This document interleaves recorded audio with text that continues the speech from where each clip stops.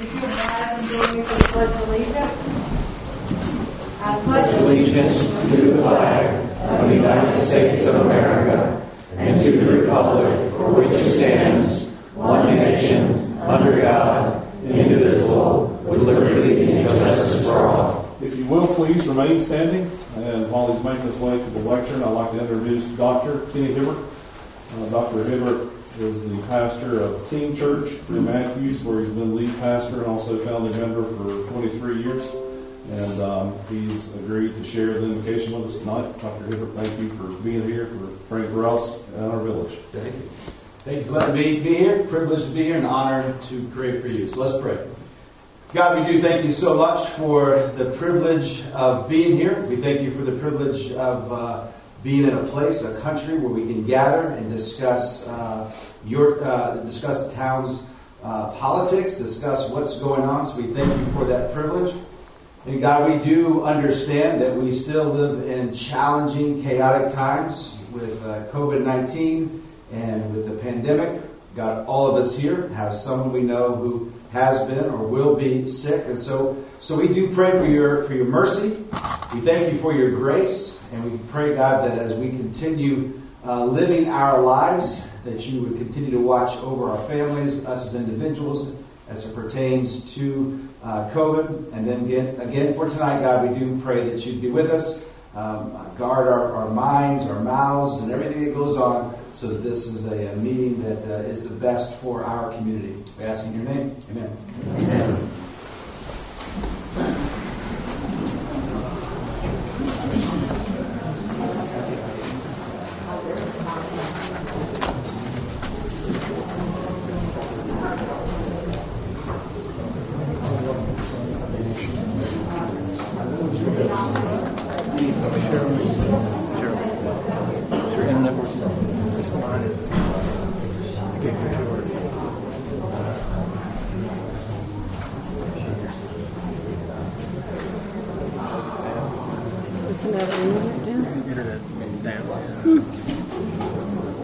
Okay, so we have two sign-up sheets, one for public comments, general public comments before the meeting, and one for the public hearing.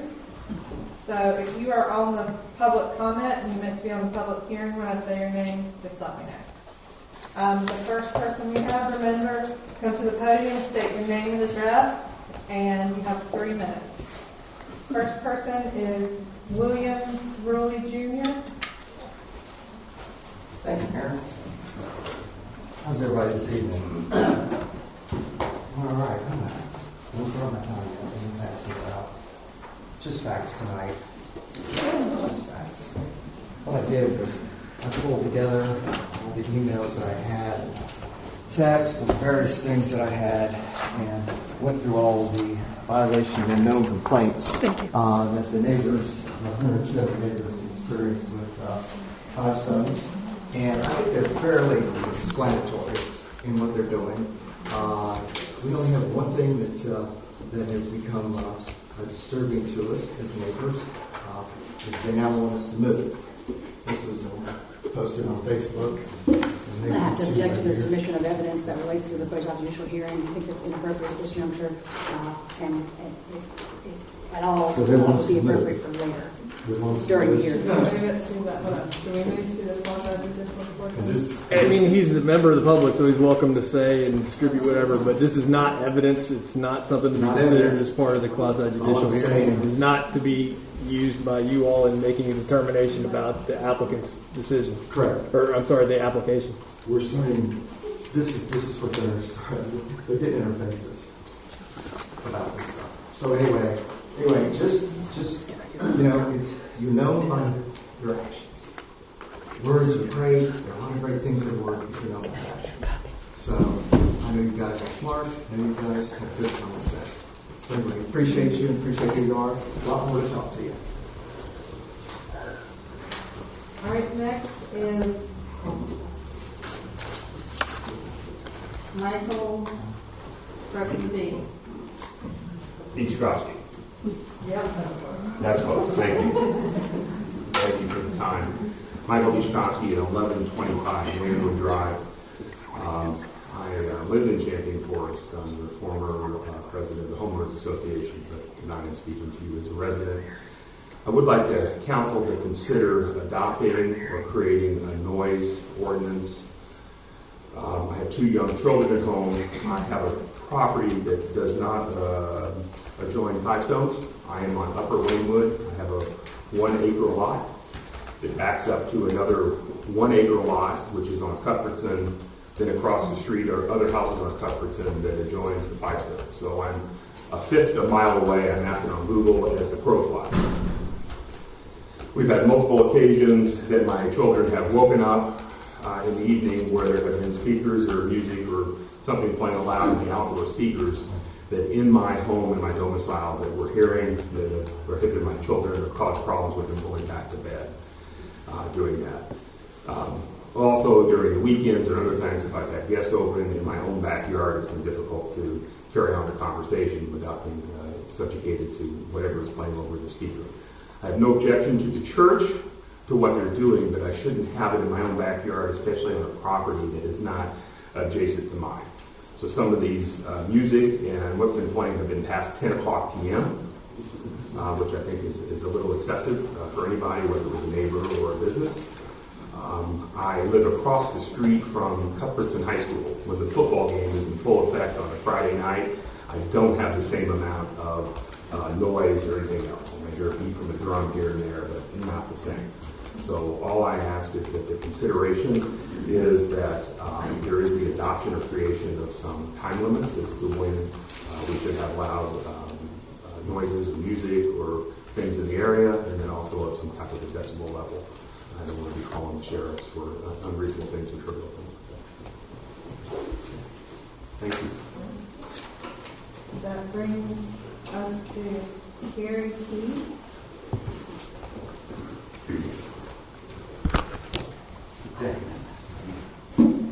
My name's Kerry Key. I live at 1123 Cuthbertson. I don't know if you guys noticed in the presentation from last month, the white property was whited out on the map when they were doing the presentation there. It's kind of in a donut hole in the middle of their thing. That's my property. That's why I live.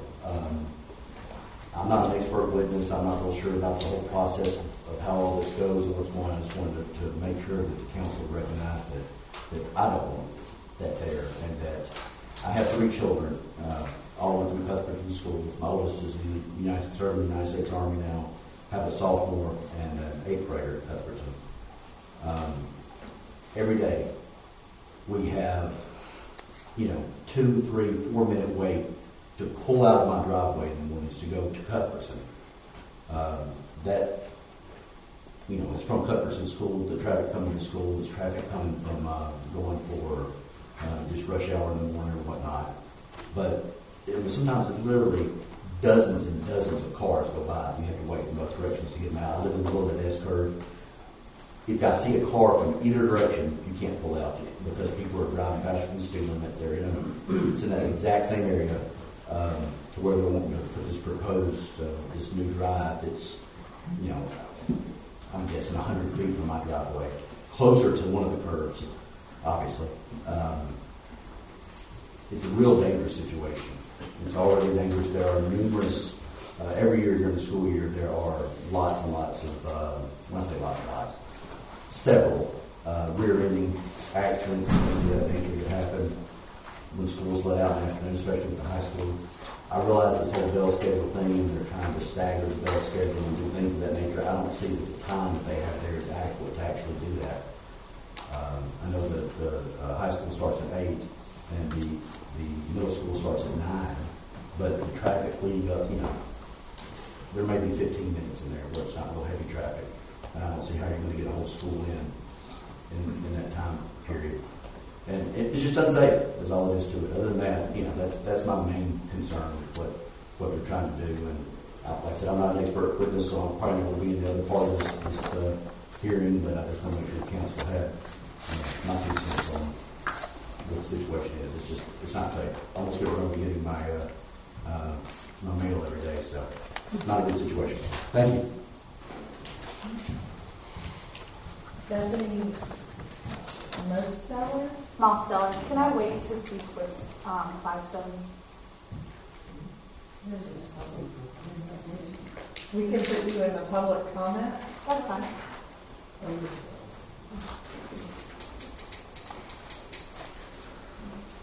Tara? I apologize. I think I also did the wrong sheet. They should do public comment.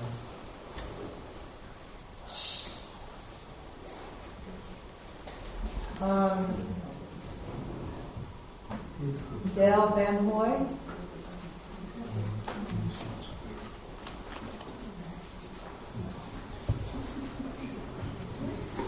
I'm speaking on behalf of Five Stones. This is public comment, where anybody can come up and say their opinion for 3 minutes. All right. I'm Debbie Van Hoy, and I'm the director of Stepping Stones Preschool at Five Stones Church. And I've spoken with the council before about the need for preschools in this area. And so I just want to reiterate that need tonight. Churches, preschools, and schools are neighborhood necessities and are a gift that we give to our families who move here. We saw on the news just last week that reliable, affordable childcare is so difficult to find for parents right now. Parents use preschoolers so that they can work, but also so that they know that their child will be prepared with the discipline and skills necessary that their child will be successful in school. We average anywhere from 5 to 15 communications per week with families who are interested in sending their child to Stepping Stones. Most of these families are new to the area. I understand that we cannot meet the needs of all of those families, but I do hope and pray that we can meet the needs of more of those. So at this point, I simply ask you to either help me have guidance in giving these families other preschools that they can go to, because I don't have any suggestions for them.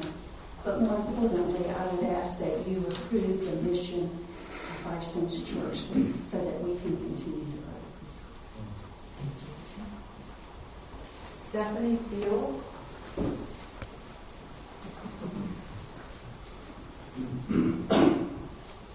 Hi, I'm Stephanie Fields. I live at 908 Richmond Drive, and I'm speaking on behalf of Stepping Stones. I am a teacher there. I teach 4-day course, and I'm just speaking from a teacher's perspective on how the growth of the campus affects us. These are incredibly important years for children. I mean, I'm sure all of you have children or grandchildren, and you want to see them ready and successful for school. And in order to do that, we need the space. We need to be able to grow. Every child should be given the opportunity to get ready and to be successful in the classroom. This is last year. They're going to get to play before they're in front of a computer, before they're in campus and Chromebooks, and they're just constantly bombarded by electronics. We provide that, and we provide the educational support, the ability to play, to interact, to socialize, to learn these skills necessary to be ready to go into a school setting. We also provide spiritual growth by learning God's love for each other and modeling this through Christ's love for us. It takes a lot of resources to keep 4-year-olds busy. Let me just say it. We have these resources, and we're not able to use them because they're in storage, and we don't have the space to bring them out for them to play, to enjoy, to interact, to understand how to socialize with each other and how to be creative and imaginative. Our current furnishings are minimal at best because my room has to be entirely is disputed. Okay, our furniture has to be able to be moved, stacked. I'd love to have a permanent, fully stocked building blocks area, a dramatic play area. My current classroom is in a large area that's normally used on Sundays for elementary and middle school programs at the church. It's divided into 2 classrooms by a curtain. So that's 44-year-olds that I hear every day. So I know noise, trust me. I spend 2 hours every Monday morning and 2 hours every Thursday afternoon either packing up my classroom or setting up my classroom. That's 4 hours that I could be spending to, provide an engaging learning center for my children instead. So we do a great job with what we have, but we have the ability to do so much more by growing our campus. I came to Stepping Stones after working 6 years at Carmel Baptist with Ed Van Hoy, And I came here for two reasons, because Five Stones is my home church, it's my community, it's my family, and it's the reason that I want to serve these families and these children, to be a part of their lives. They're more than just my students, they are my life. And I'm thankful that God called me to do what I do. And I also came because of Debbie. I worked with her, she developed Carmel Way School, one of the biggest in Charlotte, one of the most sought after. Her program is amazing, and she has an amazing drive, the dedication, the vision, and the ability to grow this into something amazing. I had every resource possible at my hands there, and she can do this. Okay. Okay, that brings us to Brent. Yeah, I'll wait for the public hearing. Chris Fight. I'll defer to later. Brittany Hickman.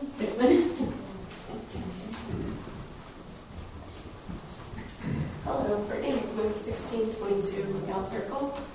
I am here on behalf of Stepping Stones as well. I actually have a child who is enrolled there, who's been there almost 2 years. We started right after, or I should say, I guess right in the middle of the pandemic, so September of 2020. We have lived in Charlotte for 17 years ago, and in Matthews, and we moved to Atlanta for 5 years and just moved back to Waxhaw 3.5 years ago. And in that time, we have been members of Carmel Baptist Church. I know the teacher just referenced that. And we still are. And they do have an amazing school program that Debbie Hick Van started as well. And I was always super excited about enlisting my son Neeland in that school. However, living 30 minutes away from that, it's not easy. It would not be convenient for us to go there. So when we moved back to the Waxhaw area, I was super excited that Stepping Stones was available. And we were on the waiting list for a really long time prior to being able to get in. I guess COVID for me was a blessing because it enabled us to get in. It's all the people who couldn't go back. But, and I will just say, I want to reiterate everything that they said, but the teachers have been amazing. My son has had the best experience. We will be, next year is his pre-K, 4s, whatever, right before we go into kindergarten. And I honestly can't imagine him not have gone through this program and being ready for kindergarten. We were in daycare full time, and just the difference that the school has made and the Christian example that these people are setting for my child, I'm really grateful. And and them expanding too, to have the opportunity to be able to send my son to a Christian school in this area and not have to drive 30 or 45 minutes, to Carmel or to Charlotte Christian or Charlotte Latin or whatever the case is would be an amazing opportunity for me and for all the people around me. So thank you. Doug Byron.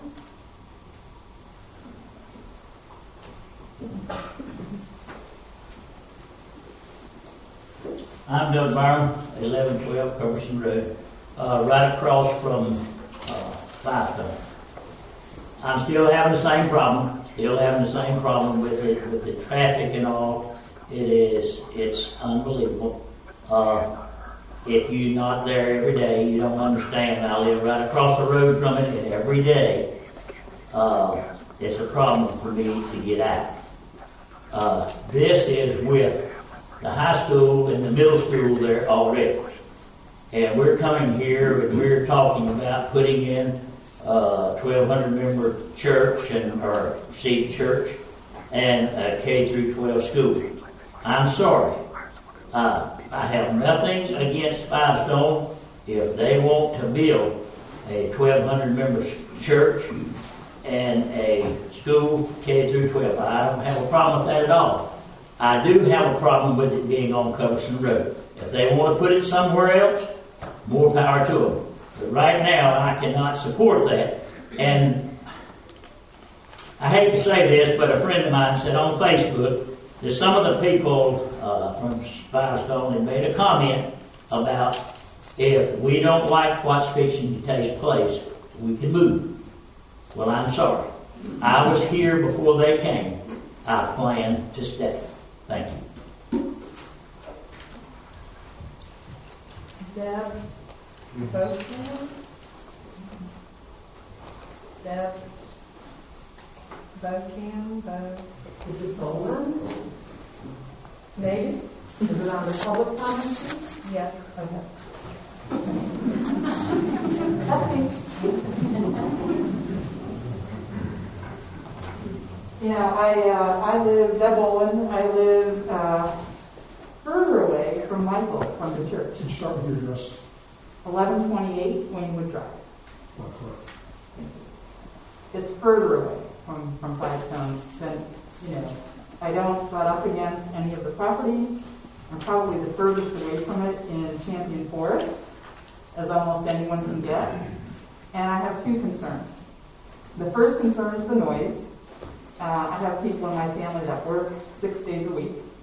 And 9 o'clock in the morning on Sundays, there's noise that I can hear inside my house that is waking people up. And I think it's a little bit too early. So I'm going to second Mike's notion on some type of noise ordinance to prohibit loud noise that are going to be waking people up in our houses. Five Stones is in the middle of a residential community, and they all said that they were going to be good neighbors. And my concern is that we continue to get expansions, the noise is loud, and there has been no considerable investment in the infrastructure in this area to allow for this type of growth. It's very difficult right now to get out of our development because the traffic is backed up from Newtown one way and the other way from Providence or Cuthbertson Road the other way. And without a considerable investment in infrastructure to expand the road, I think Cuthbertson's going to have to turn into a 2-lane road both ways in order to support this expansion. And everybody continues to say, well, this is just a little bit, this is just a little bit. Well, now we can't even get out of our neighborhood. So those are my two concerns, the noise and the traffic. Thank you. Gordon Raines? You can put me on the list. John David?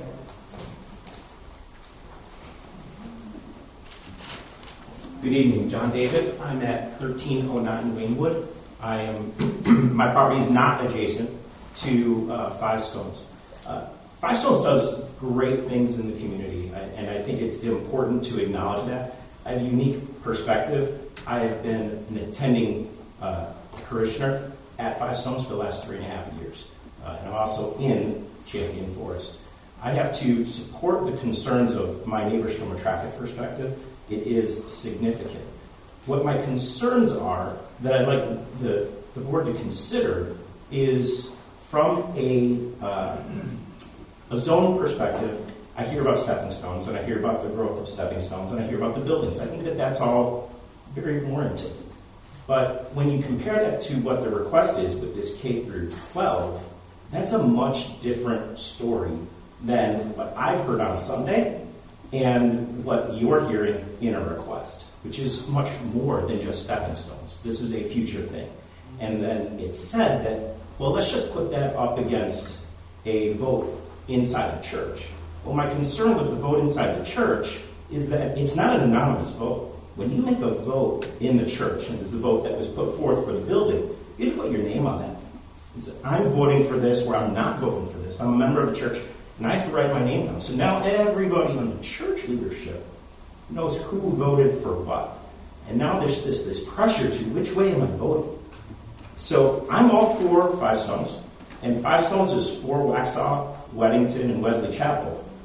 But between the infrastructure, between the request of K through 12 versus just the request for stepping stones, which I believe to be very, very different, and that the way that they go about getting the internal approvals within the church seem incongruent to what the request is that you are being asked to consider. Thank you. All right, so everyone here signed up on the public.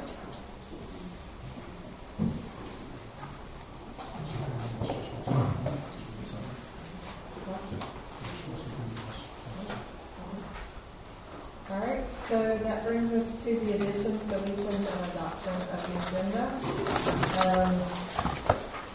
As number 14B, I want to add going into a closed session. for legal advice.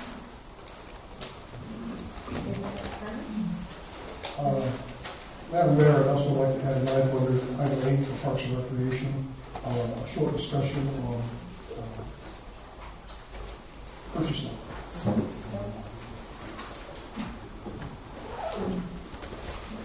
Mike, a question, or just more so Brad, a question. How time sensitive is the discussion on sponsorships, donations, and naming rights? Is that something that we could? I think we could probably push on that if it's not going to affect anything in the next 30 days. Can we do that? Okay. All right, so we'll take that off, and instead of that, we'll just have the procedure and purchasing. Motion to approve the agenda as 11. I'm sorry. Amanda, you wanted to add appointing Sherry to the Comprehensive Plan Committee? Can I do that during the comprehensive plan update? Or do I have to? Okay.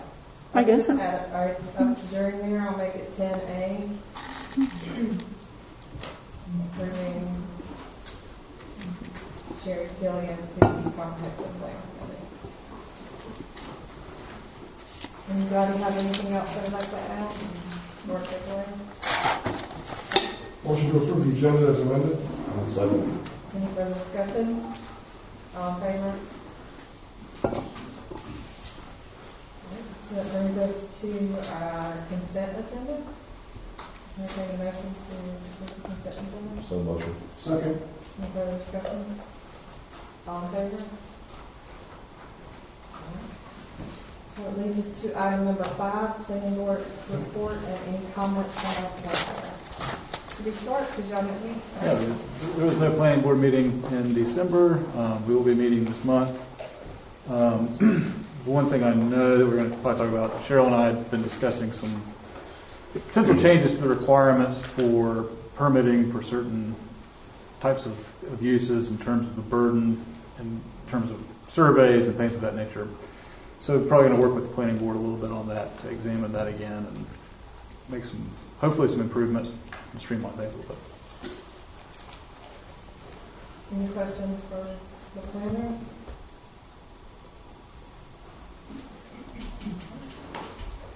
All right, that brings us to the finance officer's report.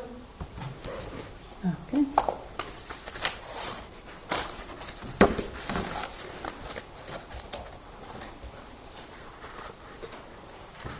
Well, the biggest news is we got a final rule on the American Rescue Plan. And it's only 437 pages, so I'm sure you'll all have it finished by tomorrow night. I have not had time to go through it. You just sent it to us, what, Friday? Yeah. The bad news is we still have to go through all the policies and procedures. I was hoping they might lighten up on those a little bit. Apparently not. There is another webinar on Thursday, so I learned some more. But basically, you can spend the money on whatever normal government services you think are needed. So, Even repairs to a pond dam? even repairs to a pond dam, yes, which might be the And we still have not heard that. first and foremost. I did hear a little bit from Danny, just that he talked to the people who did. Remember, R. Joe Harris did the survey originally, and he had actually put in his cost comments. He was anticipating, I think it was like $70,000, and now he thinks that can come down to like $5,000 or something. It was a substantial decrease, so that can be done. And he's talking to somebody else on Thursday about boring, so we'll know a little more. But that led to my concern, now that we're getting into the details, and I asked our attorney, when a local government spends money on an engineer, an architect, or a surveyor, even if it's $10, you have to do an RFQ for qualifications to find the best. You can exempt yourselves up to, it's either $40,000 or $50,000, which is what we had done with La Bella for this. But now we're starting talking about other engineers and other projects and a surveyor and stuff. So George and I will confer on that and figure out at what point we probably have to go out in RFQ, which will take time. And Which we might not have once we have that letter and then 90-day. yeah, you know, But then he was confident we could get it Can we extended. start the RFQ early? if we know what we're RFQing and if we know when we need to do it. So yeah, George and I hopefully will talk maybe tomorrow. And what is Bonnie, our stormwater engineer? Can she chime in on this at all? No, I think really that Danny is the one who's the expert in this specific area of the engineering. So he, Over Bonnie? yes, Oh. his billing rate is more. Well, That tells you a he must lot. be smarter if he's charging us more money. Yeah. So anyway, the ARP is interesting, and that's interesting.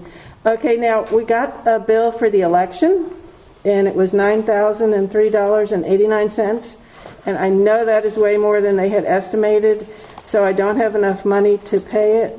What was the justification for the increase? There was no justification. They just give you a bill. I think I sent a copy to all of you, and yeah, it is what it is. So. You can't knock it out. We have to pay it. And the other thing is the water bills. Was that due to the water main break at Park? The one at the park, yes. Not the one here. Right, okay. Were we able to get a credit from the water company? I Because it was a water main on our side, and we did have to pay substantially to get that repaired. I didn't get the repair bill until Thursday or Friday, and I wrote a check for it Thursday or Friday. I did submit today for the water loss adjustment request. It's much more formalized than it was in the past, so we'll see what happens. What Now, was the repair cost? the repair costs $440. Okay. So I can ask for a reduction in that. Now, the town hall bill, I can't ask for a request for it because it was fixed before the dates of the water bill. But we have now turned everything off, Yes. and we will have to devise a plan for when and if they're returned on, In the spring. and what that will look like. I'm happy to kick the can down the road in the spring on that issue. Luckily, that one didn't kick us over budget, so I don't need a budget request on that one, but I do need a budget amendment for these two. So Cheryl, back up, the $914 that we need to move from contingency to Park and Rec. $400 of that was for the park. No, all 914, the water bill was $914. I got you. Okay. It was something like 188,000 gallons. It was immense. It was a 2-inch water main that broke, and we don't know how long it had been busted before I found it.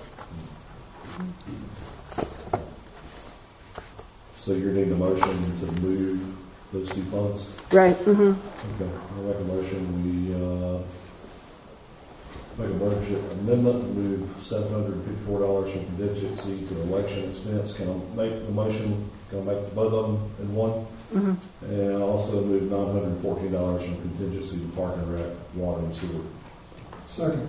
Any further discussion? And Cheryl, when we get the credit, hopefully we'll get the credit back from the county on the water credit. Will that go back toward this expense? Well, we paid the bill, and if they give us a credit, I don't know if they'll give us a refund check or they'll just apply a credit. And To the next bill? yeah, but I mean, to a bill that's normally $20 a month, it'll take, 2 years to use up that credit, but we'll see what happens. Yeah. And that was a big water bill. It was. Any further discussion? All in favor?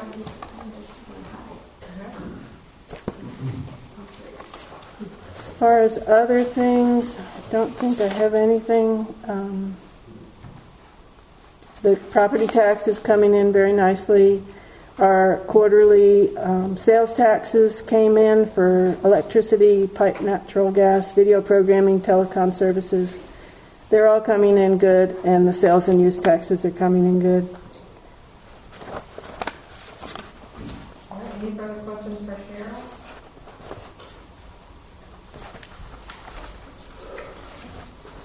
anything else? No. So this is to our item for policies and procedures for our village maintenance worker. Also, I think some of you individually, there is the need for John to make purchases, whether it be lumber to fix the heater or sealant for the container, storage container. So we need to come up with some sort of policy and procedure for how he could spend and what line items potentially there are funds for him to spend from. We can add him onto the Lowe's credit card, and then his purchases would have a 5% discount. But we need to set parameters for purchases, and he will still have to do the pre-audit through Cheryl. Purchasing, so we need some sort of parameter from council. Cheryl, could you outline the current parameters we have for doing things like buying printer ink and paper and general office supplies? We don't seem to approve that. Most of those I approve and I purchase, and I know that we have our pre-audit and we're okay. Let me ask this question. At what point would you come to council with, like if a printer had to be replaced or something on a computer, at what dollar amount? Over $500.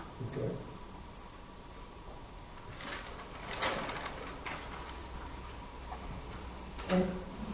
So any expenditures less than $500, you do, Cheryl, your own pre-audit? Mm-hmm. Okay. And can you tell us a little bit more about that pre-audit? The pre-audit makes sure that you have money in the account. Mainly, Park and Rec has one account that he would be spending out of, and it's the other supplies and materials. That account, in the past, we've used to purchase the doggy bags, and we spend, a good bit on doggy bags. It would also be for flags. Now we've got 3 flag poles, so 3 flags. And now we're using sanitizer more than we did in the past. So those are the things. So we need to make sure not only that, you can say, oh, we've got money today, but you got to make sure you have it for the whole rest of the year. So we need to estimate what we're going to, how many flags we're going to buy, how many cases of doggy bags we're going to buy, so that we know, so we don't get down to May. About whether they be hand sanitizers or flags or things like that, those are things that you're going to order on behalf of the park, or dog waste bags. We're talking about what John's going to go. If somebody breaks the picnic table and he needs to go out and buy some 2x6s to fix the picnic table, he should be able to go out and do that. Well, we already did do that. We did. Right. If you look in the expenditure report, we had expenditures this month. I think it makes most sense for him to just have his own Lowe's credit card for Wesley Chapel, but put a limit on how much he can spend without getting prior approval. Right now, it's like it's to be about $500. I'd be happy with something like that, or maybe a little bit less. We need to look at the whole account, though. It's one account for both of those kinds of things. So we need to make sure this much is for this, and this much is for this, and this much is for this. So we have the routine things like the doggy bags and the flags, and so we have some sort of estimate on that. And that we brought a staff member on. We didn't make any allowance in the budget when we did it. Okay, I can't remember. And so, is there are you thinking we also need to think about moving some money from contingency into that because he's going to be finding more things and spending more money? I don't know. He's only been an employee for a month. And just to qualify, the other materials and supplies budget for year to date is $4,500. We'd have to have something pretty major material-wise to spend. Well, we've already spent, I don't know. July through December 31st, $1,150.05. So, I mean, I can talk to John and we can come up with an amount and say that he can spend up to that amount. The other thing is some things he doesn't have a pesticide applicator license, so he shouldn't be buying, fire ant killer and bug killer and, bee spray or whatever. That's landscaping contract from the landscaper. That's not something John should be doing. That's covered by our landscaping contract. The fire ants? fire ants, weed killer, things like that, Okay. all a landscaper. Not all- What about bee spray? He just went and bought bee spray. Well, no, I've done that too. I've had to run to the hardware store to get a can of wasp spray because the benches that are in the park, what people don't realize is right underneath their leg, 3 or 4 inches away, is a wasp nest the size of a softball. And I simple spray it with wasp spray and that's it. That's not weed killer or fertilizer or anything like that. And that has to be done usually right away. I'm not gonna- Well, and I suggested he have you do that because there's different rules for an employee than there is for a council member. I really don't want to get into the weeds over a can of wasp spray. So one, we just want to make sure as a staff member, he is following the appropriate rules and regulations, getting the appropriate training, and not doing something he's not certified for, in lack of a better word. I agree with Mike. I think it makes perfect sense for John to get one of those credit cards. I'm thinking at 500 limit, because John's actually very frugal, so I'm not worried about that aspect of it. It's more of, there's a lot of incidental, and so is it that he would go at one time about, can of this and can of that and things like that, or is he just going to be going continuously where a lower amount will be paid? That's the only part I don't know. You would know the history. We have nothing going. Yeah. You want to start it off at 500 and adjust it as we go, or start off at a lower number and adjust it as we go? It's I'll make a motion when we allow It's John- 500 for like the rest of the year, or Any one incident, I Any would one think. thing, that's what they're talking about. well, What's your objection, Cheryl? okay. The only thing is if you say 500 at one time and 5 times we've used up our entire budget. It has to be a limit. It has to be an overall max. Yeah. 500 per time, and then a maximum of, as long as it doesn't go over X amount of dollars. Would you feel more comfortable with a limit of $250? No, I think it's just it's the overall It's maximum. like 2 different things. One feels like, what should he be allowed to spend at Lowe's, period, at any time? And I think $500, I'm okay with that. And then what I'm hearing you say is that we need to account for a certain amount of budget that we know John is going to use, so that you can make sure that it's the right amount. And I think if he knows that, what the limit is, he'll stick to it. He won't go over it. Let himself, So you set the limit at 1,500, and if we need to change it, we can change it? Set it at 2,000? 1,500 per. no, maximum of. 500 per purchase, no more than Yeah, it doesn't go over 15. 15 or 2,000 purchase. Yeah, because we're going to need the rest of that money for other things. Yeah. And so, as we get closer, we can move money from contingency, because this was a miss on our part, when we did the budget, of not realizing hiring somebody, that they would be going to buy stuff to do their job. I think some of these bought so far, he bought a couple fence posts, he bought some wood for he fixed some benches, he bought a couple bags of concrete. I mean, these are just things that he's going in very small amounts, but usually what he's doing is paying for it out of his own pocket, and then get reimbursed, which is more than paying from a substitute. Yeah, the credit card gets the discount. Unless he gets the 5% discount. Well, what we did on the wood and the things, I called and did them, and he picked them up, so we did get the discount, and we did save the sales tax. All right, so do I have a motion? Motion that we approve John to have a Wesley Chapel credit cards to make purchases for the parks, on the parks' behalf, limiting the purchase amount to be under budget per fiscal year and not to exceed $500 per purchase. And not to exceed 1,500. Not to exceed $1,500 for the rest of the year. Any further discussion? All in favor? Yeah, I don't think John's made a problem with that. And I forgot to bring Brad up for the Parks and Rec report. Go ahead.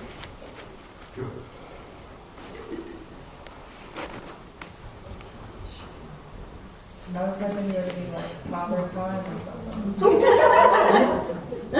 There's a lot of times an hour in these. I was hoping you need to do your thing.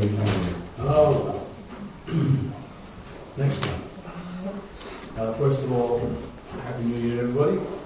And thank you to Cheryl for providing the documentation around the survey that you could find and get it over, and again, appears to have reduced that cost quite a bit. We have not met since our last, just prior to the December holiday event, but we are, as far as going to be at the end of this month. We've got a couple things going on. We've got an Eagle Scout coming to the committee to talk about a project they would like to do. It's an idea they came up with. We'll have them work with Cheryl once the committee gets to hear it, as far as, because that's the process to have her work with the Eagle Scouts. This will be a special meeting, so there won't be any adjustments because we didn't pass a meeting schedule in December, so because we weren't on the schedule. So we'll just do it this time. That's fine. We'll do a little post-mortem. I call post-mortem on the December 11th event. What worked well, what didn't work well. We need to get things at least 30 days in advance to the county so they can do their approval of the event, those kinds of things. Of course, we're going to discuss the next event, which we assume will be the potential Easter event. We'll see if Southbrook Church is interested in, again, they typically almost take over that event. We assist where we can, if we need to. We do have a couple of things, of course, that we need to address. One is to continue going on about the STAM and those kinds of things. Cheryl will give us an update on what she's aware of, as well as the fund she talked about earlier. Part of our committee hasn't cleared all of that as yet. There have been a couple items about people being in the park after close, so we've got to really kind of decide how that's working and what we're going to do about that. Cheryl did reach out to Brandon today and asked him to be more present or to change his schedule for a week and try to, and we'll see what he responds back with.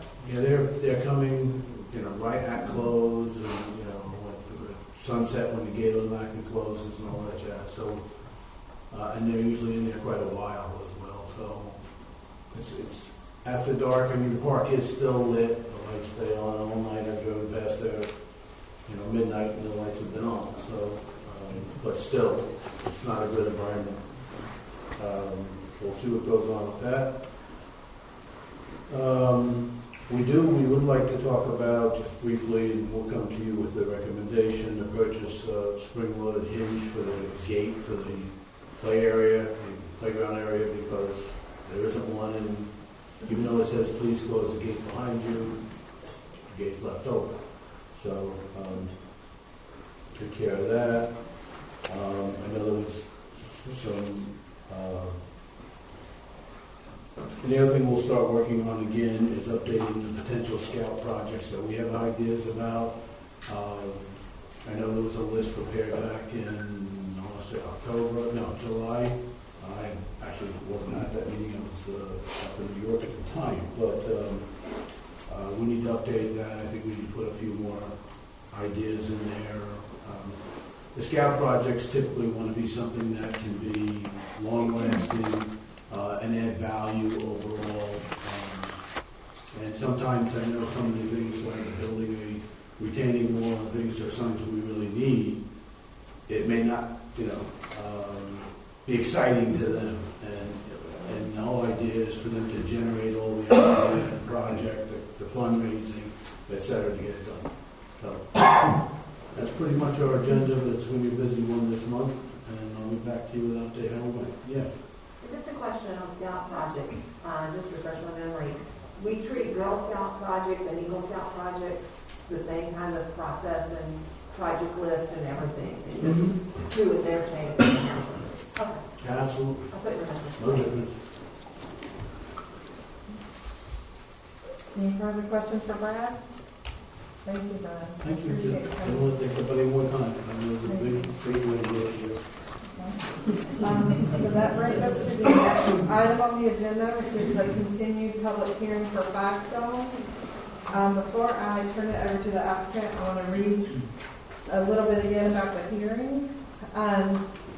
This hearing is a quasi-judicial evidentiary hearing. That means it is like a court hearing. State law sets specific procedures and rules concerning how this board must make its decision. These rules are different from other types of land use decisions like rezoning cases. The board's discretion is limited. The board must base its decision upon competent, relevant, and substantial evidence in the record.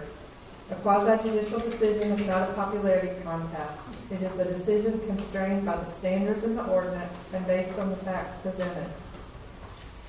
Last month we did have the applicant's witnesses sworn in as a witness. Please know that participation is limited. The meeting is open to the public. Everyone is welcome to watch. Parties with standing will have the right to participate fully. Parties may present evidence, call witnesses, and make legal arguments. Parties are limited to the applicant, the local government, and individuals who can show they will suffer special damages. Other individuals may serve as witnesses when called by the board. General witness testimony is limited to facts and not opinions. For certain topics, this board needs to hear opinion testimony from expert witnesses. These topics include projections about impacts on property values and projections about impacts of increased traffic.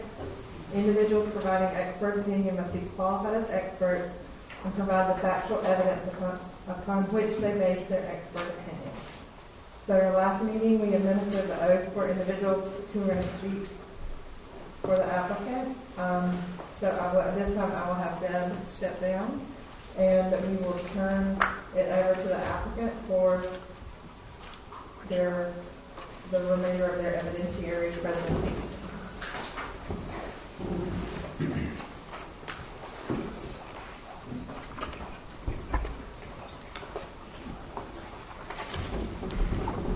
Madam Mayor.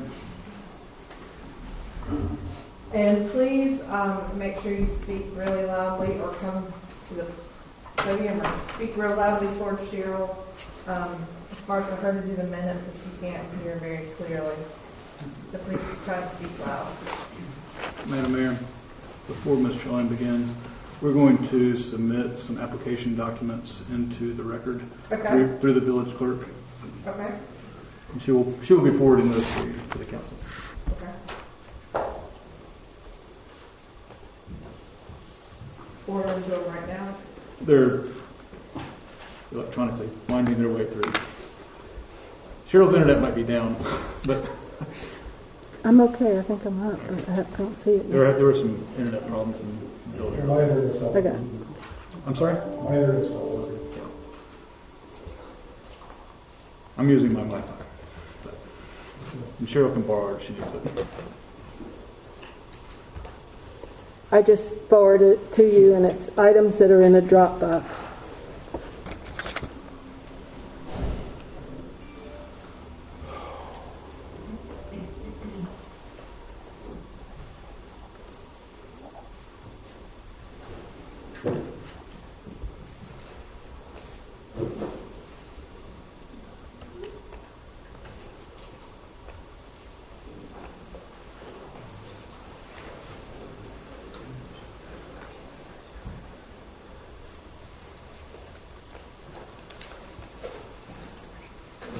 Do you mind turn on the projector for us? Thank you so much. There are like 30 items here. That sounds all right. And so will any of these be referenced tonight that we need to look at while they're talking about them, or is this just for other information? If I may have just a moment to look and see what's in there also. Well, I'm just asking, like, if you want us to reference one, if you don't, which one it is. Sure, that's fine. Thank you.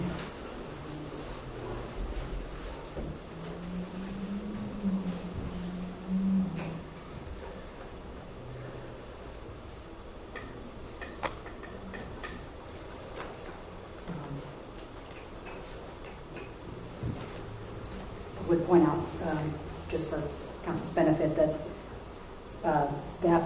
and again, my name is Madeline Drilling. I'm the attorney for the applicant, Five Stones Church. The application that we submitted for this for request for special use permit is included in the Dropbox file as 01_Five Stones application. I imagine that's certainly something that would be helpful to reference.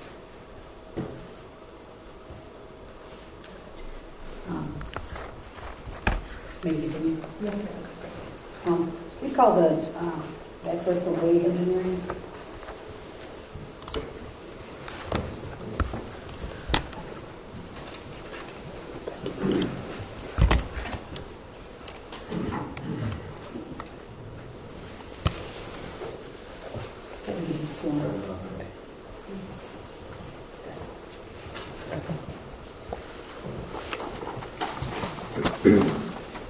Please put your left hand on the Bible, raise your right hand.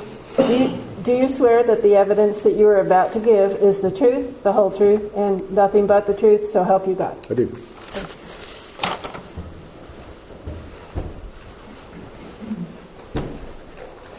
Would you state your name and address for the record, sir? Yep, Paul Henderson, 8620 Westmoreland Drive, Northwest, Concord, North Carolina, 28027. Thank you, Mr. Henderson. What is your profession? We do acoustical consulting for commercial buildings. And can you explain a little bit about what that entails? So often we'll go into an existing building, do measurements, and then determine if there's acoustical issues, be it noise or communications problems, or we'll be involved in a new construction of a new facility to try to optimize it before it's built. I'm going to show you what's been marked as Exhibit 5.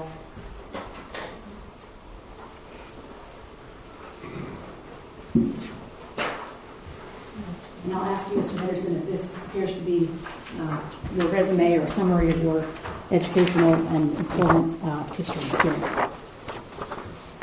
Yes, that's correct. And can you tell us a little bit about, just summarize for us, your educational background and experience and your licensing? Sure. So I have an undergraduate degree in electrical engineering, followed up by a degree in master's in an architectural field called building science, and then a doctorate in acoustics. I'm studying engineering acoustics. I've moved to submit Mr. Henderson as an expert in acoustical measurement and analysis. Mr. Henderson, have you reviewed the ordinances for Wesley Chapel and Union County that are applicable in this instance? We have, yes. You show the Market City States, and I'll ask you if this appears to be the Union County ordinance that was adopted by Wesley Chapel.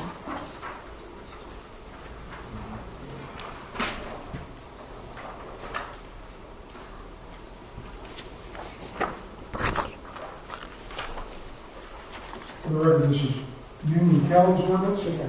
Which was adopted by Wesley Chapel. It does appear. And let me also show you the markers of Exhibit 7. And I'll ask you if you recognize Exhibit 7. And what is Exhibit 7, Mr. Henderson? So this is our, basically our summary report showing the analysis of the conditions that we measured after being requested to by the Okay. Can you walk us through a little bit about this report and how it was conducted and what your conclusions are? Sure, yeah. So what we actually did to do this report is we came on site during an actual Sunday morning worship service that was identified by the client as typical for their normal worship service activities. We set up a number of test and measurement equipment at the adjacent property line closest to the actual church itself. So if you'll advance the slide to the second page if possible. It's very small up there, but you can also see if you have a copy of it. This is a view, an aerial view of the site plan taken out on the GIS website. This allows us to see where we actually did the measurements. We set up a measurement microphone near the west side of the property, which is the closest property boundary to the actual facility itself, about 260 feet away from the side of the building. We then measured during two different conditions. We measured during an actual worship service, recorded basically a time record of all the sound pressure at that location through an actual worship service. And then the client set up an outdoor loudspeaker system that in their words, was an analog to what they do during an actual outdoor event. And we did another measurement with that set up. Obviously, we were only able to observe what was said to be equivalent to an outdoor worship service, but we did take those measurements as well. So we basically had two measurement conditions. One was this the actual indoor service, which we feel is fairly representative of what actually happens on a Sunday morning year-round. and then one that's of a sort of simulated outdoor service. I'll give you some examples of what our results are here. Since there is no real, to at least our knowledge, there's no real objective measure of the noise ordinance to go off of. We had to use what we would consider to be sort of industry standard methods to analyze what that noise level was at the property line. So we used what's called an equivalent continuous sound level, which basically means over the time that we observe it, what is sort of the average energy that we observe at that property line. And that's used in a lot of larger jurisdictions that actually have that written into the code. So we did the measurement based on that. For the actual indoor service, we actually ended up with a number of what's called LAEQ overall, which you'll see at the bottom of that page 2 there, 45.6 decibels A-weighted. And that's over the period of the entire worship service, which was about an hour long. This is what we actually observed. If you go to the third page, this graph up at the top actually shows the variation in sound pressure level that we looked at during the whole worship service, that entire 65-minute period that they observed this. When we went back and listened to the recordings from that actual position, we weren't really able to hear the worship service at that point on the property line. It was masked by environmental noise from other sources that were around, so there was very few points where we were able to pick out the noise. At the very beginning of the service, which we have this small arrow that you'll see says band church service, I was able to just faintly hear like the bass drum and the bass guitar coming through all the way to that property line. Through the rest of this recording, we were only able to hear about our environmental noise from other sources around the church, so the church noise was completely masked during this part of the recording. We've placed some other arrows here of major things that we did find and listen to over that period of time. One of the largest things that we listened to was children on the church playground. So when they were actually out there during a period of time, we could hear them at a level that was larger than what we were getting from the amplified sound. We heard a small aircraft, and we heard some traffic on the highway that was observable. It basically makes these little peaks that we see across time. When the church set up a simulated outdoor service, they actually set up and played music into that loudspeaker system that was, in their words, equivalent to what they normally do during these moments of, a couple of times a year is what they were saying to us. We had them use the metrics that they use during this time, as they actually put music into the system, turned it up to a level that on their own equipment read what they limit themselves to. We have no way to know that that's what happens every time, but that was what was reported. And then we actually measured at the property line what that exact equivalent level is, going into that neighborhood. That level is showing now 57.4 decibels. So that's what we observed at that property line when we got to the projected level that they reported. And that's the basis of the measurements that we actually took. We were able to obviously compare that to an objective measure in the noise ordinance because there's really nothing there to compare against. And in your opinion, based on the measurements that you took, there would be no violation of the noise ordinance as it reads, is that correct? That's my understanding. And tell us what conclusions essentially that you reached as you're summarizing this report. Yeah, so what we basically said as a recommendation to the church, since they were the party that hired us, there doesn't appear to be any sort of objectionable change that they can make to their indoor situation because it's so low that you can't hear it over top of all the environmental noise in that area. And it's lower than any adjacent, actual noise ordinance that we see like in the city of Charlotte or something like that. The only area that seems to be potentially objectionable from what we observed is when they set up for exterior worship. So what we suggest is sort of a self-governing method. Get to a certain number that does exist that they could actually limit their exposure to, and have someone during those outdoor services make sure that level wasn't exceeded. So we put that in here as what we recommend is 70 dBA slow. And one of the ordinances, they actually limit that based on construction noise. So it seems to provide some sort of background that this is a recommended level here. Use that number and limit your overall output based on that. And for those of us in here that are not experts in understanding this area, dBA slow, does that just mean decibels? It does. The slow is actually a time setting on most of the very inexpensive sound level meters that people use to measure things like this. They usually don't come out with the sort of more advanced equipment that we measured with. So that's a specific setting that can be repeated by a noise ordinance officer, local law enforcement, or the client themselves, and everybody should fairly well match the actual result that you see and agree upon that number is what we're actually measuring. Just wanted to ask you, at the prior hearing, Five Stones submitted a proposal for plantings around the perimeter of the site, and there was some question about the impact that those plantings, evergreen, may or may not have on the sound of the property. Can you speak to that a little bit? So small plantings like that tend to have some effect on high frequency noise.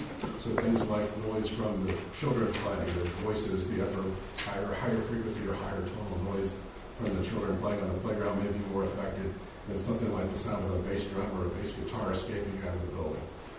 So you do see some effect there. There are ways to simulate or measure that, but depending on the amount of these things, the height, the density of these, they can be more or less effective.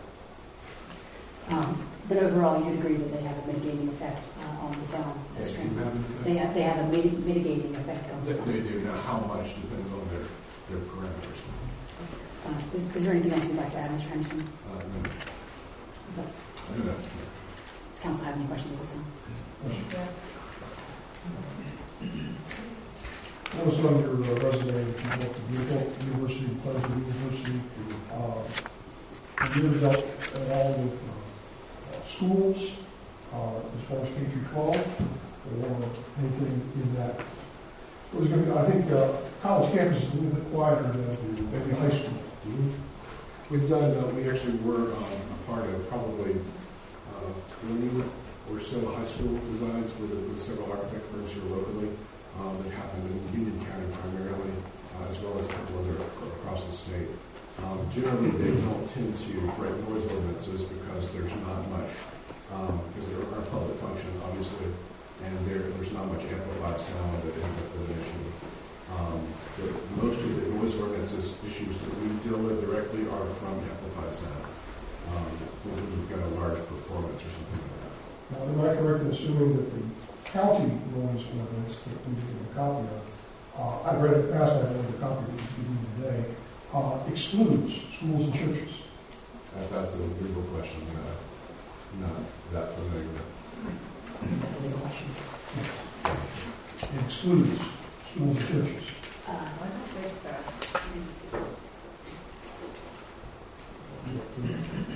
All right. And then the other question I had was for schools specifically. You said you've dealt with schools around the county before. How do you handle things like bells and the sounds that let kids know when they're supposed to be late for class? So in most of the larger cities, the noise ordinances exclude those sounds explicitly. So we've never had to directly isolate anything from that particular sound. Usually a school is also fairly large, geographically speaking, so it takes up a large footprint. So by the time you're from the noise source in the middle of this thing all the way over to the edge, you're very, very low level. Your attenuation over to the edge is fairly significant. The late bell, the tardy bell, there's usually 3 bells per hour or something like that. I've not had to deal with anything that considered that to break a noise ordinance. Could you go back to the aerial view? The one before this.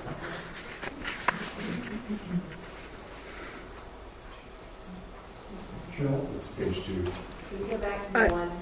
Yeah, there we go. Well, I can't go to that. So what's the green?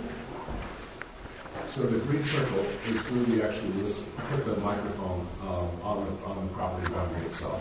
And the yellow arrow is just showing the distance? Yes. And what's that blue? The blue is where the loudspeaker was set up for the simulation of the outdoor service. That's where they actually place the sources. So did you consider the measurements,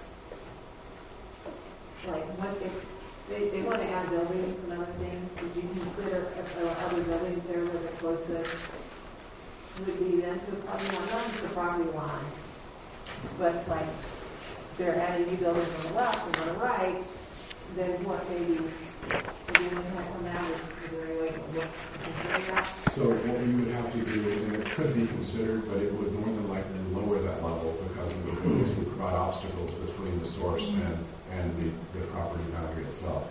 Additional buildings, if they were built that created large noise sources, like if they built another large auditorium, you would either have to deal with that auditorium itself to try to make sure that you're not causing problems, or you would have to keep that area quiet. But your assumption, it looks like you're saying 250 is from this boundary line to this edge of this building, but then if another building is added, whatever direction stuff is, right, that's, whatever, and then that's where the sound comes from. That's kind of where I'm getting at, is where the sound emanating at from now to what it's like versus where it might be in the future for all the adjacent properties.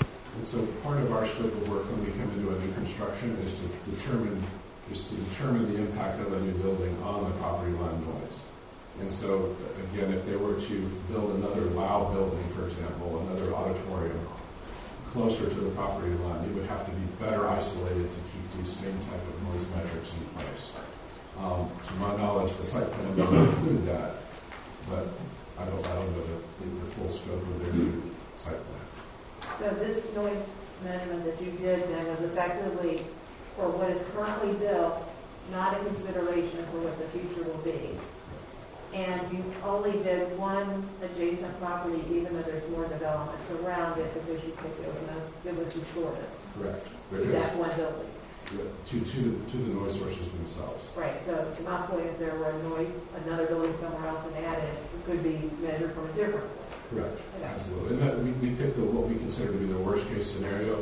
If we'd have gone to the other side of the property 600 feet away, for example, these numbers would have been even lower, and it would be a bit harder to find these types of impacts. So we picked what we consider to be the worst case scenario based on the current conditions. So explain to me what the difference is in like just the dB measurement level versus the dBA. Sure. So dB by itself, if you see it in terms of sound pressure, is what we call unweighted. So that means it treats low frequencies the same as high frequencies, or low tones the same as high tones. A weighting is used in the noise control industry and the acoustics industry as a whole to provide what we call a weighting on top of that spectrum. So it behaves, it sort of weights things in the middle of the band, like where speech is, for example, heavier than something on the low end versus the high end. And that allows you to take a measurement that's more indicative of the way the human ear experiences noise than just a straight up pressure measurement. So A is typically used in most of the noise ordinances and in most of the community noise survey data to allow it to approach what the human ear actually experiences versus just some random pressure floating through the air that doesn't map to the ear's response. So when you say that the noise level from I'm trying to compare like apples to apples. So you say your noise level from an actual indoor service was 45.6 dB. What would that be as an A? That is A, because on the left side there you see LAEQ. Okay. That's the standard method for saying that it's a level that's A-weighted, that's an equivalent sound pressure. And so that's a little bit more sort of technically correct way to measure that versus just walking out there with a $50 sound level meter and seeing what number comes out on the screen. And what is like for places that have an ordinance that lists a indoor, like what would a normal ordinance have the range to be? So it depends on the city and what the situation is. Usually there's more stringent requirements. If you look at like New York City, for example, there'll be more stringent requirements on residential property lines versus commercial.